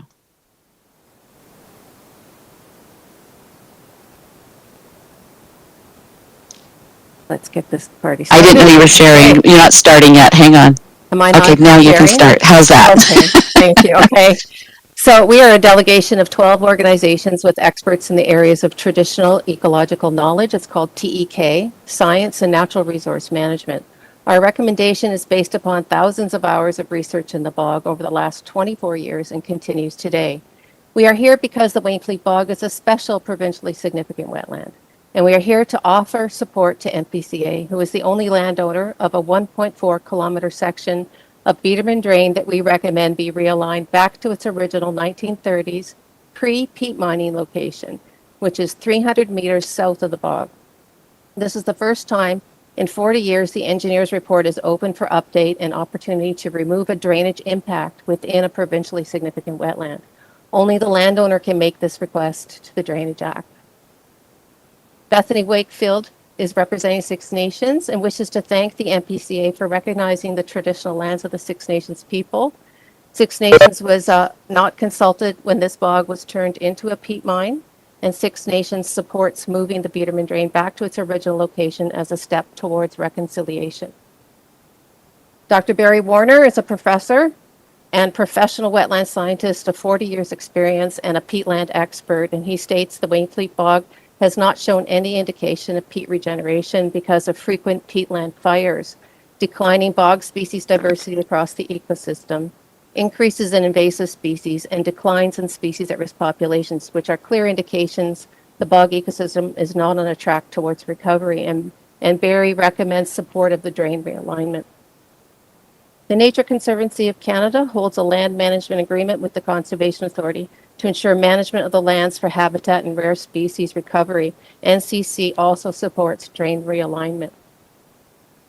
Our vision is to restore the moat with a raised boardwalk, allowing an elevated and stable water level to support bog ecosystem recovery by removing drainage threats, and is supported by 24 years of scientific research ongoing today, which has not been acknowledged in the current bog management plan. This is our recommendation would look like. Overview here of the active municipal drain being 300 meters away from the existing site here, which would be turned back into a moat with a raised boardwalk going out into the peat mine fields and returning back over the moat as a great educational experience. It would also provide recreational activity that can be enhanced in this boardwalk system and provides public safety and health risk, removing the risk of negative encounters with Massasaugas and ticks, and increases recreational and educational enjoyment of this site. This section of Beaverman Drain, which is our recommendation, receives all the outflows from the central mine peatland, which is also the ecological trap for species at risk reptiles, requiring one control point placed into the solid clay banks of the Beaverman Drain, and will keep water levels stable at or near the surface. The trap effect will disappear, allowing the species at risk populations to recover. So why we're concerned about the staff recommendation that it will not work is the structures are not tested, and they will not be placed into the bog feature. They'll be placed well inside where the peat soils are, which are unconsolidated peat soils, and not into the solid clay banks found in the Beaverman Drain. And this is what unconsolidated peat looks like when it gets wet. It's quite mobile. However, we're very happy to see that Npca staff are recommending some action for this issue, including the formation of a committee. However, we remain concerned that the staff recommendations do not align with the TEK and science evidence. And we think it may be because the option is not listed in the 1997 management plan And we could not find an Npca policy to cover removal of existing drains from a provincially significant wetland as a priority restoration action. So the staff report did not acknowledge our funding pledge letter from 8 Trees to cover the costs of the capital costs of our recommendation. And there is some urgency regarding species at risk because therefore we must maintain our mitigation work to compensate for the drainage impacts until the hydrology is restored. The long-term viability of the last remaining Carolinian population depends on this decision. And since the Npca staff does not quite align with the delegation's TEK and science-based recommendations, then we request that our proposal and the staff report be sent out for broader agency review and comment. We ask Npca board to not accept the staff recommendation option today until the recommendations are received from the regulatory agencies and also be considered in your final decision because it affects their mandates and their funding opportunities. Thank you very much for allowing me to speak today. I don't know how you did it, Anne, but you did it under the 5 minutes. Oh. Thank you, thank you, thank you. Usually I would tell somebody you need to wrap up, and that was wonderful. I really appreciate that respect. Seriously. Yeah. So if you don't mind, Anne, I would appreciate it if you could just unshare so I can see everybody. Can't find the thing after I do this. Oh, yeah, here, there it is. Technology is wonderful. Oh, yeah. Okay. I can see the speaker. Get back to this here. I think it's up at the top where it says share. These technologies here where it says okay, share. So I'm going to ask my board members please to use the chat line.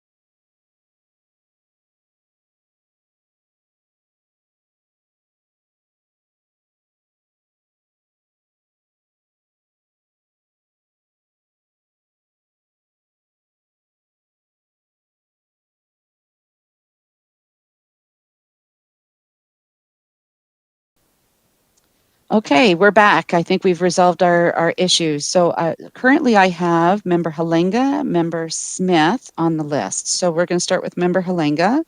Questions to the presenter, please. I think that it's more comments than questions to the presenter. I am strongly in favor of protecting. Just you zapped out there, sir. So maybe you can shut your video off if you don't mind, because you zapped out. And recs that there are sometimes costs.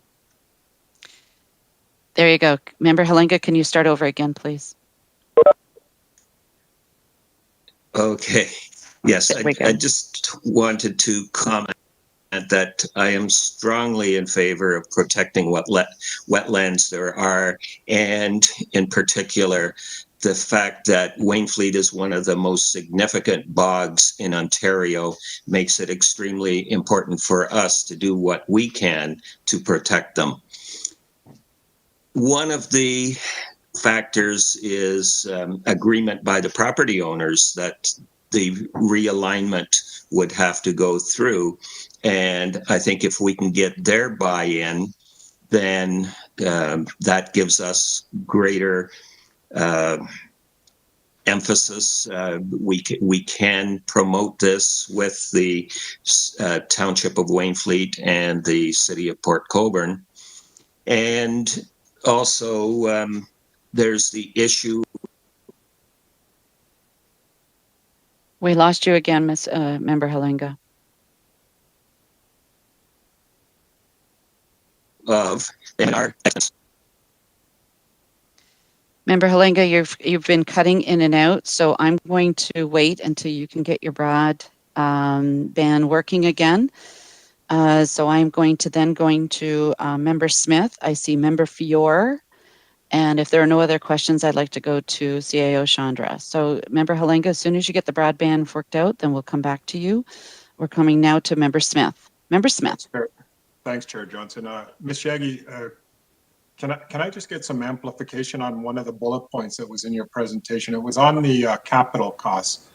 Did I understand it correctly that I did read the report and it mentioned $137,000, I think it was, on costs.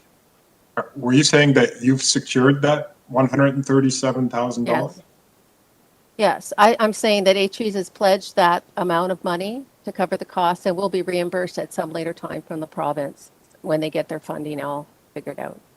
But ATRES will cover it initially. Okay. Thank you, Member Smith. That's your questions? Okay, thank you. Member Fior, we're to you now, please. Thank you. Through you, Chair Johnson. Thank you, Ms. Yagi, for the presentation. I'm very much in favor of supporting our ecosystem in any way we can. Do have just a couple of questions. I believe that Member Halenga was touching upon this with respect to the landowners. We're the landowners where the drain currently is. However, what is the position of the landowners where the drain is going to be relocated? Do you have their support? Not officially a final letter of support from them. We had asked, and we talked to the Chandra about this, is to have the Conservation Authority and the Six Nations approach the individual for confirmation in the end. We think it's more important because the landowner may have issues with needing increased hunting opportunities, and Six Nations can help with that. Thank you, Member Fior. Okay, thank you. And then perhaps I'm misinterpreting things, but if we were to accept the staff report today, the staff recommendations today, I don't believe that this means that the drain relocation is completely off the table. I simply think it means that it's not we don't have the green light on it right now, but within those staff recommendations and the staff report is the terms of reference for the standing committee, which I know is earmarked for 2022. And I'm hoping that we can accelerate that and get those terms of reference out in 2021 so that we can really engage in meaningful dialogue. And of course, on that standing committee, ensuring that we have proper representation, especially from those who are here with us today. For example, Miss Wakefield is here with us today, and of course we want her to be at that table as well. So by accepting what the staff has put forward today, do you believe that means that the drain will never be relocated, or it's just going to be deferred further? Yes, I believe that you start going down a slippery slope when you don't approach a long-term solution first if you have that opportunity. I do recognize that peat dams do have some ability to hold back peat, but as I showed you before, this is what happens to peat. It just moves and it fills up the drains, and that's why you have drain maintenance issues. So I'm just saying that it's not a solid place to put control structures, and there has to be more than just one for that to work. And I really think that we need to look at this really objectively and evaluate everything for all costs, because they would be substantial structures that would have to be placed inside the peat. And maybe they could line the whole bog with really thick clay, but when I say clay, I mean that pottery clay has to be used. You know, the bottom of the bog brought up to the surface and sealed around the edge in order to have the same effect. for a structure, because the Biedermann drain has got that on both sides. So it's got a nice structural conduit to put that in. And it gives a place for the beavers to play around and not get trapped out, you see, too. We need the beavers in there. Thank you. Member Fior? Thank you. And then one last point to this. It's a very complex issue. Obviously, 24 years of research among many people. And I just want to say that any support that I show today for the staff recommendations is not to say that I don't want to see a long-term solution that might include a drain relocation. But if this is a first action step, and that is that standing committee to investigate all options further, then I would want to support staff with that. But it's not an indication that I'm not supportive of that long-term plan that you've proposed.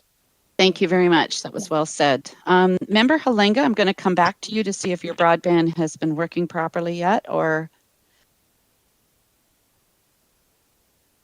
I am hearing everything, but I hope I am also being heard. Thank you, Chair. Yes, you are, sir. Go ahead. Can everybody else please mute yourself? It'll be easier. I've got to. Oh, Member Halenga, I'm sorry. It's still not working. Can you, if you want, you can put your comments into the chat, because we're going to receive Ms. Yagi's presentation, and then we're going to bring the report up, and we're going to be able to ask the staff questions and make our comments then. And I'll be sure to make sure that your comments are read out loud.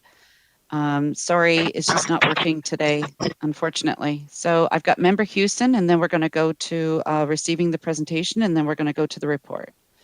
Member Houston. Thank you, Chair. I do believe Member Fior said it very well in terms of, you know, how the board has to weigh what's in front of us. But I do have a question for the presenter. I think the overall objective, through the chair, I think the overall objective we're looking for here is, and this isn't my area of expertise, so I'm trying to understand it on a very clear level, but is one, to regulate the water levels and flow to better support the overall health of the bog, and two, to protect the rattlesnake population, which is an endangered species, as well as the turtle population. Did I get that succinctly in terms of the overall objectives? That's very good. Okay, perfect. Thank you. Okay, and then just in looking at, I think we've got, you know, two very great cases in front of us from both a very quality and well-researched position from the presenter, but also, you know, I think a similarly well researched and lots of expertise at the Npca in terms of an alternate position. If both of us are looking at trying to get to those two outcomes, but perhaps looking at alternate means, then I think that we, if we're able to attain those means using one vehicle versus the other, then we're still landing in a good place. So, but I believe your issue through the chair had to do with exceedances, and no, sorry, I'm confusing that. You talked about unconsolidated. Can you speak to that again, just so I can understand that a bit better? Well, I can, but you know, we have a peatland expert right here. That Barry is sitting right there. I don't want to put him on the spot, but maybe he could talk about peat soils and rewetting. I think that's why he's joining us today, in case he was needed. So go ahead, Mr. Warner. Yeah, what Anne refers to is essentially peat that will turn soupy, as she's got in the jar, versus the more intact organic substrate that you get under a natural or happy bog, for that matter. So that's really the difference. Okay, so the suggestion or the solution put forward by our staff is to utilize unconsolidated structures. Did I get that right? If you're speaking to the report, Member Houston, we're going to be asking staff those questions later. So these are just questions for the presenter, please. Okay, then I can wait and refer to. Okay. Thank you. Thank you. And I believe we didn't have any other. Jack has a comment in here, by the way, and his comment is, I agree with the approach by Member Fior and the staff report with a long-term goal, which should be fast-tracked. So thank you very much. And with our thank yous, and to Bethany Wakefield and Barry Warner, thank you so much for joining us today. It has been moved actually by Member Mackenzie, seconded by Member Rapley, that we received that presentation with our thank yous for all your hard work. Well done, well said. Is there any opposition? I doubt it. Member Rapley? Sorry. I've been trying to get my apologies, sir. And I couldn't get your attention. I'm sorry. Hello, Ann, and I just want to say that the Toronto Zoo, in my experience, goes back many 20 years or more with the Blandings turtles, the spotted turtles, and the rattlesnakes. And I've read Ann's detailed reports thoroughly, and I think they're making a really good point, and we need to really make sure we consider what she's saying. I'm very interested in the beaver comments because it seems in so many ecosystems, these beaver dams are way more important. As time goes on, we're realizing more and more about that. So I would definitely want to make sure that what she's proposing is clear. I guess the issue of the private landowners getting their final permission would be important. But I think we should take a look at that as soon as we can. Thank you. Really, the rattlesnakes are really threatened, and that's really important stuff. I can tell you right now, you lost me at snakes, but anyways, only kidding. My apologies, by the way. It has been moved by Member Halenga and seconded by Member Hewson that we received the presentation. Sorry, Executive Coordinator Beaver, for screwing that up. Any opposition to the receiving? Seeing none, thank you very much. And with our thanks. So Anne and Bethany and Barry, if you don't mind turning off your videos, I'd really appreciate it. It just helps me to see everybody. As you can tell, that Member Rapley already pointed out, it's very hard to find out who wants to make questions. So now we have on the table, we have the report 8C, report FA 3921. This is the Wayne, Fleet, Bog, and Biederman drain realignment proposal for approval. I know there are some people that want to ask questions. I think Member Hewson, I cut you off, so we'll go straight to you, Member Hewson, please, if you have any questions for staff regarding this report. Oh, sorry. Can we just go to CAO Sharma first for comments, and then to present the report, and then we can, I'm sorry, my apologies. CAO Sharma, can you please first present the report? Thank you, Chair Johnson. Much appreciated. I'm going to say a few things just to set the context. And with me today is Nigel Ward, our senior planning ecologist, who has independently taken a look at this. There is a lot of history to these projects, both for him and myself. I'm coming in new. I have Adam Christie, Director of Operations of Parks, Kim, who is our ecologist, and she has done an amazing amount of work working with academics on this site, including Ms. Yagi, who has received permits, research permits through Kim on this site. So they will answer all your questions, but let me just start by saying I really want to thank Ms. Yagi and her delegation for the presentation today. And as I've told her in the past, that I really appreciate her extensive amount of work done about the research and advocacy she has done for these projects. And it is for this reason that since about, I would say, February of this year, when this issue came to my attention, I have invested myself a significant amount of time trying to understand what's the issue at hand. And I can say that we're working towards the same goal. What Ms. Yagi is trying to achieve, what academics are trying to achieve, and what Npca staff are trying to achieve is all aligned.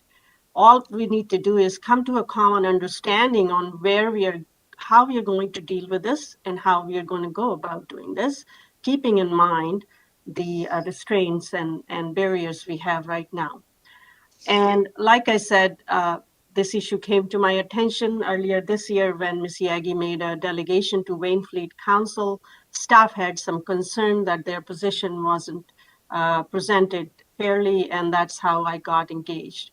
At that point, Npca staff from a variety of fields and divisions, from planning to ecology to engineering, from our drainage experts, everybody has sat down with me at least 3 or 4 times to look at this matter. I've personally spoken with Ms. Yagi and her delegation. She asked me to meet with the drainage engineer from Port Colborne. I've done that. I've talked to municipal staff on this matter to just kind of develop a fair position so we can all move forward on that. The things I've considered in our decisions is our collaboration with the scientific community is very, very important.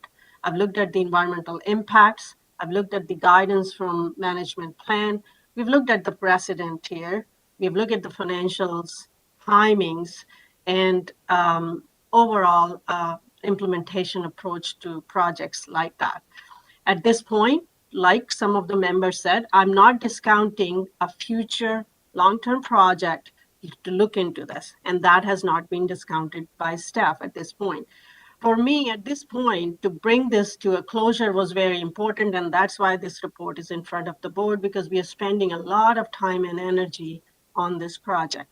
And there are 3 things that are very, very critical at this time, because we have to file a petition to Port Colborne for the engineer's report that we want to do this project. And I have been told that when we file that petition, people in the community can challenge it and it can be appealed.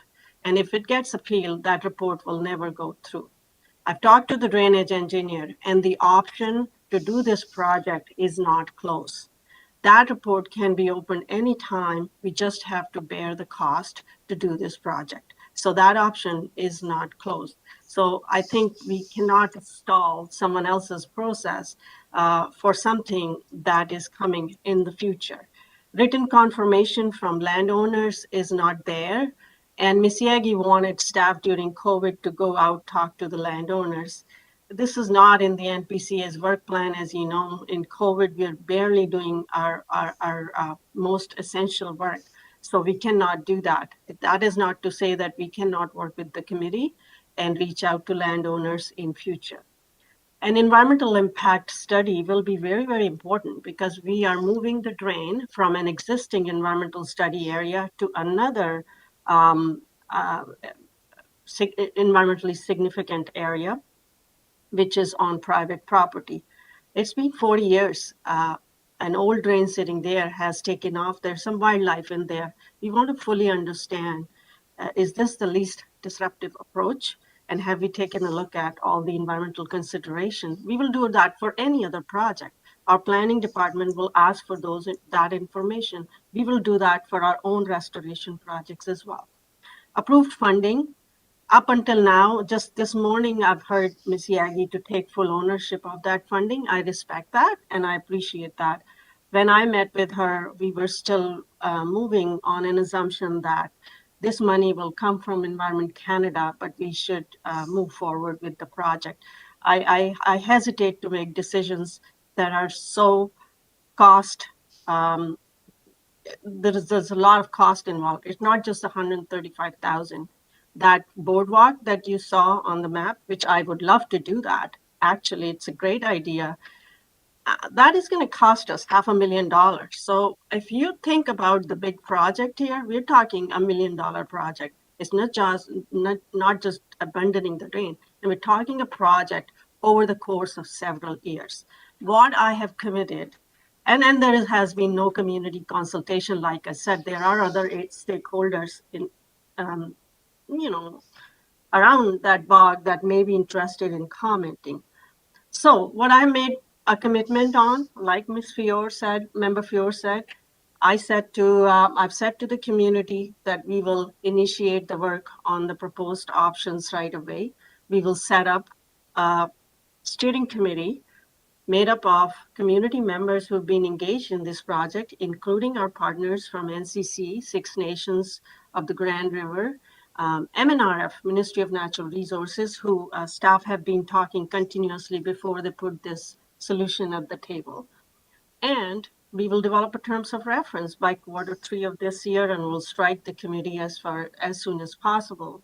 And then update the management plan because it's a requirement now under the Conservation Authorities Act for Bill 229. All of this cost a lot of money and staff resources, and I'm happy to take that forward. At this point,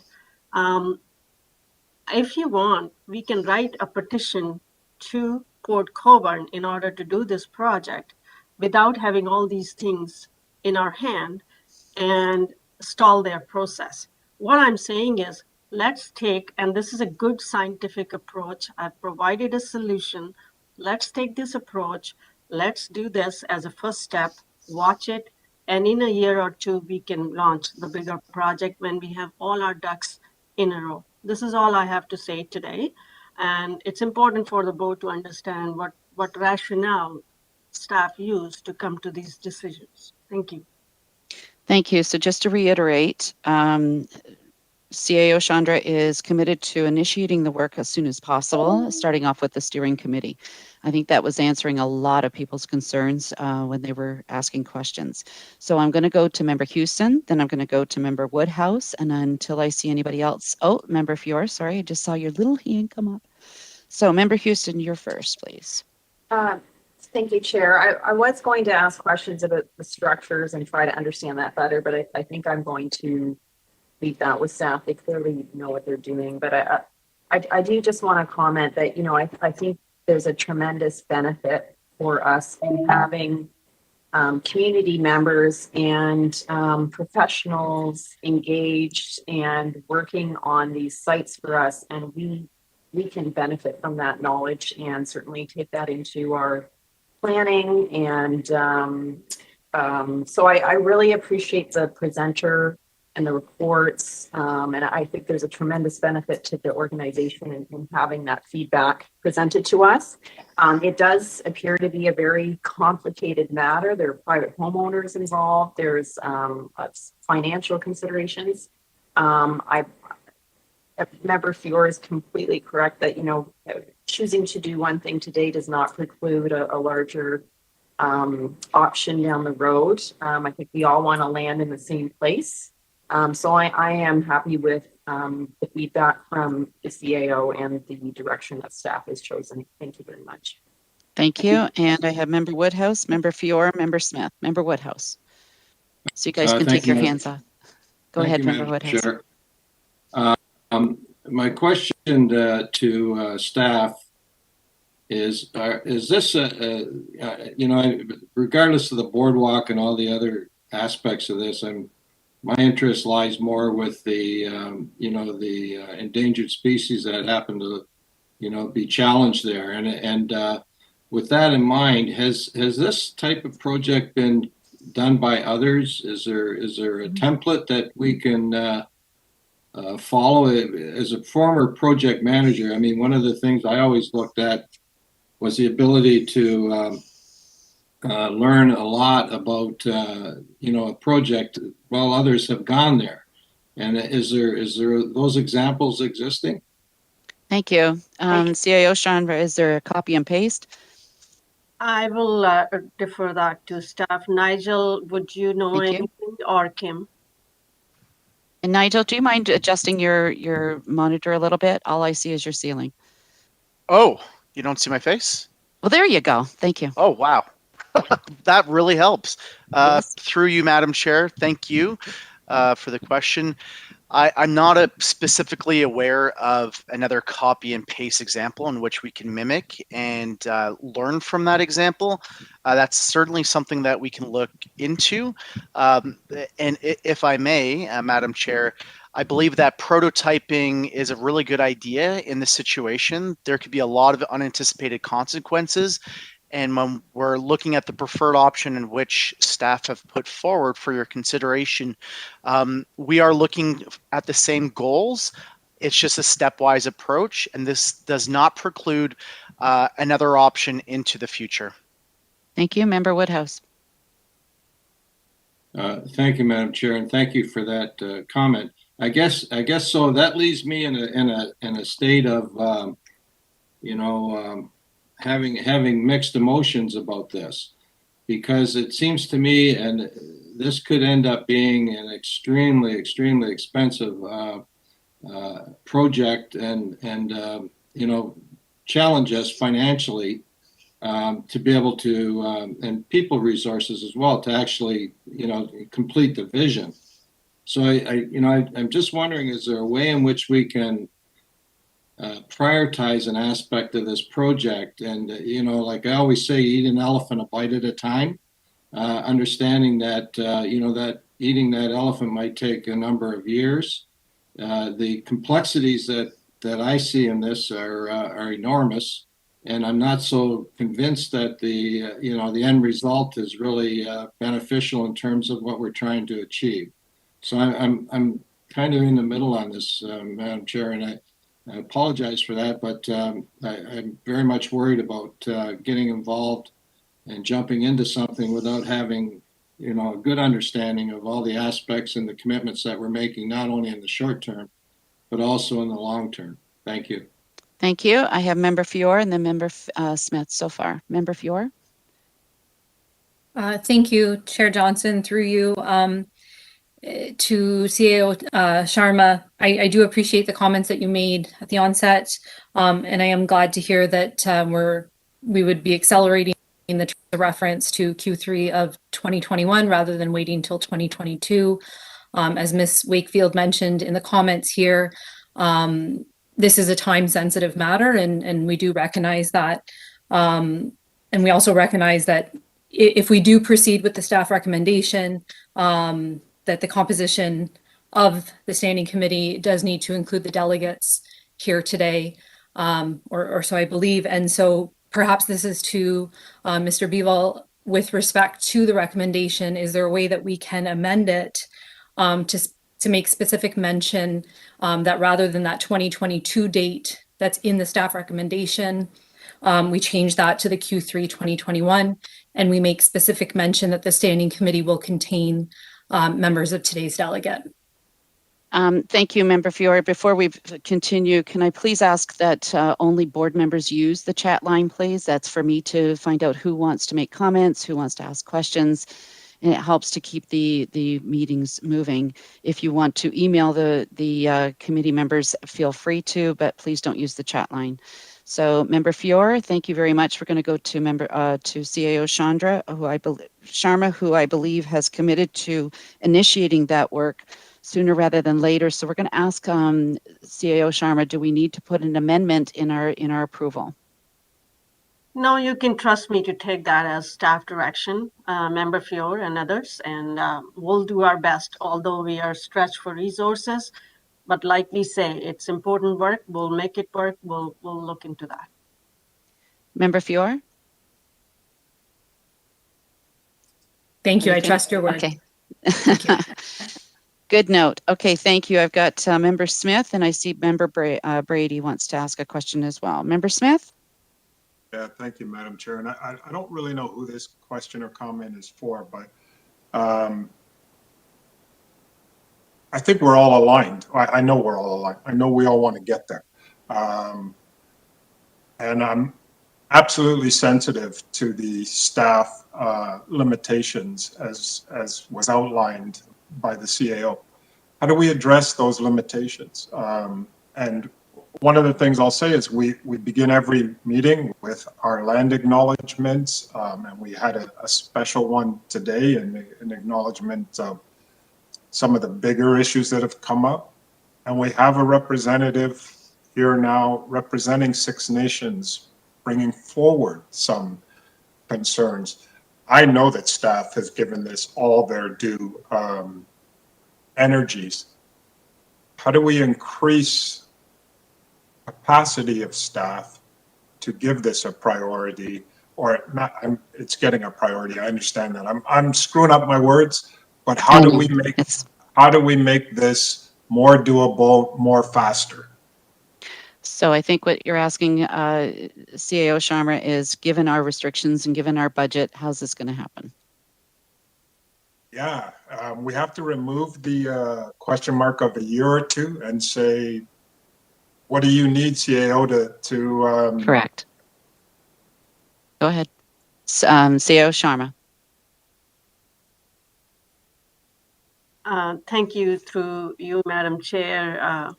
Of course, we need full-time staff. The management of these committees, terms of reference, takes a lot of skill and expertise and facilitation and time on behalf of staff. As you know, we have one, up until now, we have one ecologist for all of 42 properties who's been diligently working to monitor these lands and put monitoring programs in place. And if you look at the annual report, you'll see how much is accomplished. I think the land portfolio Npca has needs a land management group, which we don't have. We have an operations group. We have amazing staff who operate these conservation parks. We need a land management group who can work on these management plan now that's coming down from the province through Bill 229. So as part of the strategic plan and a realignment of the organization later this year, I was going to establish a land management group because it will be a requirement for us. And the first task will be to look at all of our management plan, come up with a work program of when these need to develop. You're talking this one project, look at what we are dealing with on the Coli in Wainfleet, the amount of resources that has consumed. We just finished a public survey with 300 responses. We are right now putting fences there, changing the parking lot, working with the town there. There's bin book, there's all these needs there. So to make the long story short, yes, we do need to establish a land management group and need a solid one or two bodies or full-time staff to do this type of work. And I think we need to work with Anne to start filing these funding applications to expedite this. But then there's still a question of these landowners who will take this drain. I haven't heard a thing from them. If they don't like it, this is a public issue for us. They will be out in the public blaming Npca as farming community, trying to dictate what goes on their land or not. And that's why I said we need to do a public consultation process here. There's other interest in that property. A proper public consultation is what we've been asking, that to build public trust. I'm not against restoration project like this. We don't develop policies for restoration project. We have program. And within that program, we undertake a large amount of all types of restoration projects. So we've just started on this, I would say, realignment or transformation journey. And there's so much that has been done, COVID-19. Don't forget, and if I start counting on the list how much work we have to do as part of Bill 229, and our staff can barely carry on with the work they're doing right now. There's so much work coming our way. The growth is exponential in Niagara. The amount of permits and plan reviews, there's a huge pressure on that side of work. So, I mean, I don't know where to go for money. Our municipalities will be also stretched during COVID. Everybody is sitting at a 2% increase. So these are the questions we need to ask. I'm trying to be creative. We are writing funding application, but we need staff to write funding applications. So, I mean, that's all I would say. Just leave it with us. We will put something forward to the board. We will need full-time staff to do this type of work for sure. Thank you. Member Smith. Thank you. And on to Member Brady, please. And then we're going to go to the report to, go ahead, Member Brady. Thank you, Chair. I've listened to all the discussion. I've read the reports. I'm very familiar with the Drainage Act procedures, and I'm very familiar with the Wainfleet Bog. I've studied it for quite a while. You can't just move a municipal drain without going through a proper process. And our CAO is absolutely correct. Just deciding to move a drain over to somebody else's property, it just doesn't work that way. So there has to be not only public consultation, there has to be some real serious discussion with these landowners. And from what I've heard, that hasn't occurred yet. And that's unfortunate. that hasn't occurred. I don't point a finger by saying it's unfortunate. I just say it's unfortunate because we don't have that information in front of us. These landowners may be very happy and say, "Oh, sure, that's great," or they may take a completely different approach, and that creates significant difficulties for the Conservation Authority. So I like the staff report. I like its recommendations, and I like the fact that we can work at this as we move along. The CAO's comments recently, just a moment ago, about the fact that we need staffing to deal with this, you're right. I mean, there's been a great deal of people coming to the Conservation Authority looking for us to be their answers. And I think that's great that they're doing that. I think it's fabulous that people believe that we can answer these questions and deal with species and the fact that we can. But we have to give the staff the ability to do that. So I'll be backing staff's recommendations today. And then I will hope that when the budget comes, that there will be some understanding in it about how we can deal with these situations in a better way moving forward. Thank you. Thank you very much, Member Brady. And I don't see any more speakers to this. So we have the report. It has been moved by Member Ingrao, seconded by Vice Chair McKenzie, to approve the staff recommendations. And there is staff direction, but it is taken as staff direction that Chandra Sharma is going to work on initiating this project sooner rather than later and starting up with the steering committee. So any opposition to the report, please? I'm seeing none. Thank you very much. And again, thank you to our delegates. It was great to have you here today with us today. So now, folks, we're moving on to consent items. Report FA 3721. This is the new Canada-Ontario Agreement on Great Lakes Water Quality and Ecosystem Health. Are there any discussion on this? It's been moved by Member Kewal, second by Member Rapley, that we receive this. Is there any questions or concerns? Thank you. Seeing none, it's been moved. And just to let you know, we're going to be losing a lot of members at around noon, so we're just going to try to buzz through some of this. So on discussion items, we've dealt with 2 of them already, but we still have 8A, report number FA 3621. This is the Niagara River Beach Closing Beneficial Use Impairment, the BUI, status assessment and redesignation, and this is for approval. Project Manager Natalie Green is available. Natalie, are you there today? I am here, yes. You are here. It's good to see you again, because you and I were together last night with the PAC meeting.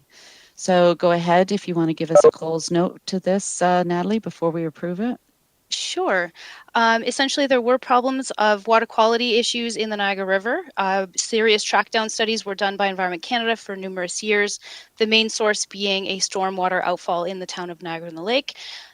All of the remedial actions have been completed and identified, and 3 years of monitoring do show that the beach has improved, the water quality at the beach has improved.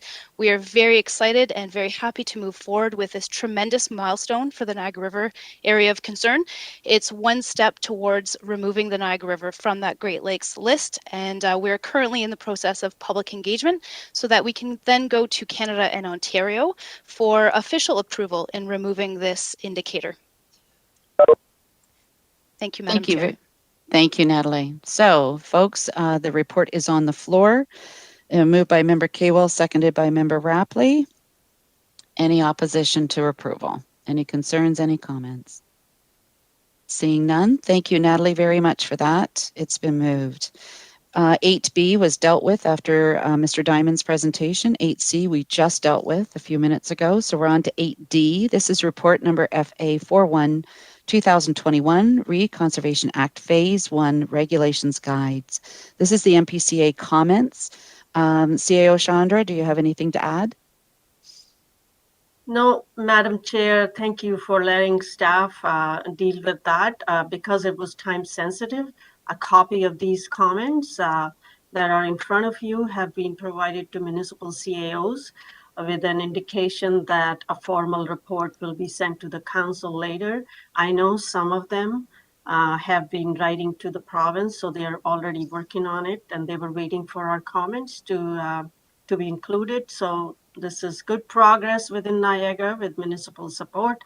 All of our comments are here, and once you approve the report, we will be submitting our comments on the environmental registry in the coming days. Thank you. Thank you. And I just want to add, I want to thank Vice Chair Mackenzie for taking my place at Conservation Ontario conferences. My schedule has just always been in conflict, but Member Mackenzie has always been available. Thank you so much. So it has been moved by Member Smith, seconded by Member Steele, that we approve that the Npca comments regarding the Conservation Act Phase 1 Regulations Guide. Any opposition, any comments, any concerns? Nope, seeing none, thank you. So now we're on to committee reports, folks. The Strategic Planning Committee, 9.1.1. This is the minutes of the Strategic Planning Committee meeting dated May 21, 2021. This is to receive. So it's moved by, and let's have the chair, K-Wall, seconded by Member Woodhouse, to receive those minutes. Any opposition? Seeing none, thank you. So now we're on to notices of motion. I have not had any word that we are having any notices of motion. So we're on to motions. I'm going to go to Member K-Wall, who I believe is going to refer his motion back to the Finance Committee. Member K-Wall. Thank you, Chair. Yes, I would like to refer this motion back to the Finance Committee, please. Thank you. I think it's been moved by Member Wright. Member Woodhouse. This is a referral. Is it based on the question of the referral? Actually, I didn't get my hand in fast enough for notice of motion. Oh, sorry. Go ahead. Okay, we'll come back to you if you don't mind, please. Let's finish with this, and then I'll come back to you. I apologize. Thank you. So it's moved by Member K-Wall and seconded by Member Wright to refer this motion back to the Finance Committee. Any opposition? Seeing none. And my apologies to Member Rapley. Notices of motion, sir. Member Rapley or? Oh, sorry, Member Woodhouse. You're wearing baseball hats. You're confusing me. My apologies, sir. I make a motion. Thank you. It's not your fault. It was mine for being late getting in there, to be honest. I'd just like to make a notice of motion that at the next board meeting, I will be presenting a motion regarding monarch butterflies and a method in which I think can be helpful to eliminating or contributing towards their hopefully longer life in getting from extinction. So I'll be bringing that forward at the next meeting. Okay, if I can respectfully request that you work with our CAO and our Grant Bevo, our coordinator, on that motion, that would be wonderful. Yes. Thank you. So there's the notice of motion. Sure, thank you. Thank you. And new business. So we're going to go to a verbal update from our CAO, Chandra Sharma. Madam Chair, at this time, I have no verbal updates given we have already had such a long meeting. Thank you. Thank you. And the verbal update from the foundation, we had that at our AGM just prior to this meeting. But just to reiterate that the foundation is doing their annual kickoff. This is the Board of Directors funding challenge. As you all know, my honorarium goes directly to the foundation with 25% to the member volunteers. So the foundation are wonderful to work with. Please look up what they do for us. We're going to have them come in next month. My apologies, they're not here today. I thought the request was for them to come to our AGM and present their AGM. And that was my misinterpretation. So Chair Insignia is coming with Andrea to do their presentation on a formal basis. Is there anyone else with any new business before we adjourn? Seeing none, thank you very much. And thank you so much, everyone, for your patience today. It has been moved by Member Brady, seconded by Member Clark, that we adjourn. I don't see that we would have any opposition to that, maybe Member Smith, but the rest of you, we're good. Thank you, everyone. Stay safe, everyone. Get your shots.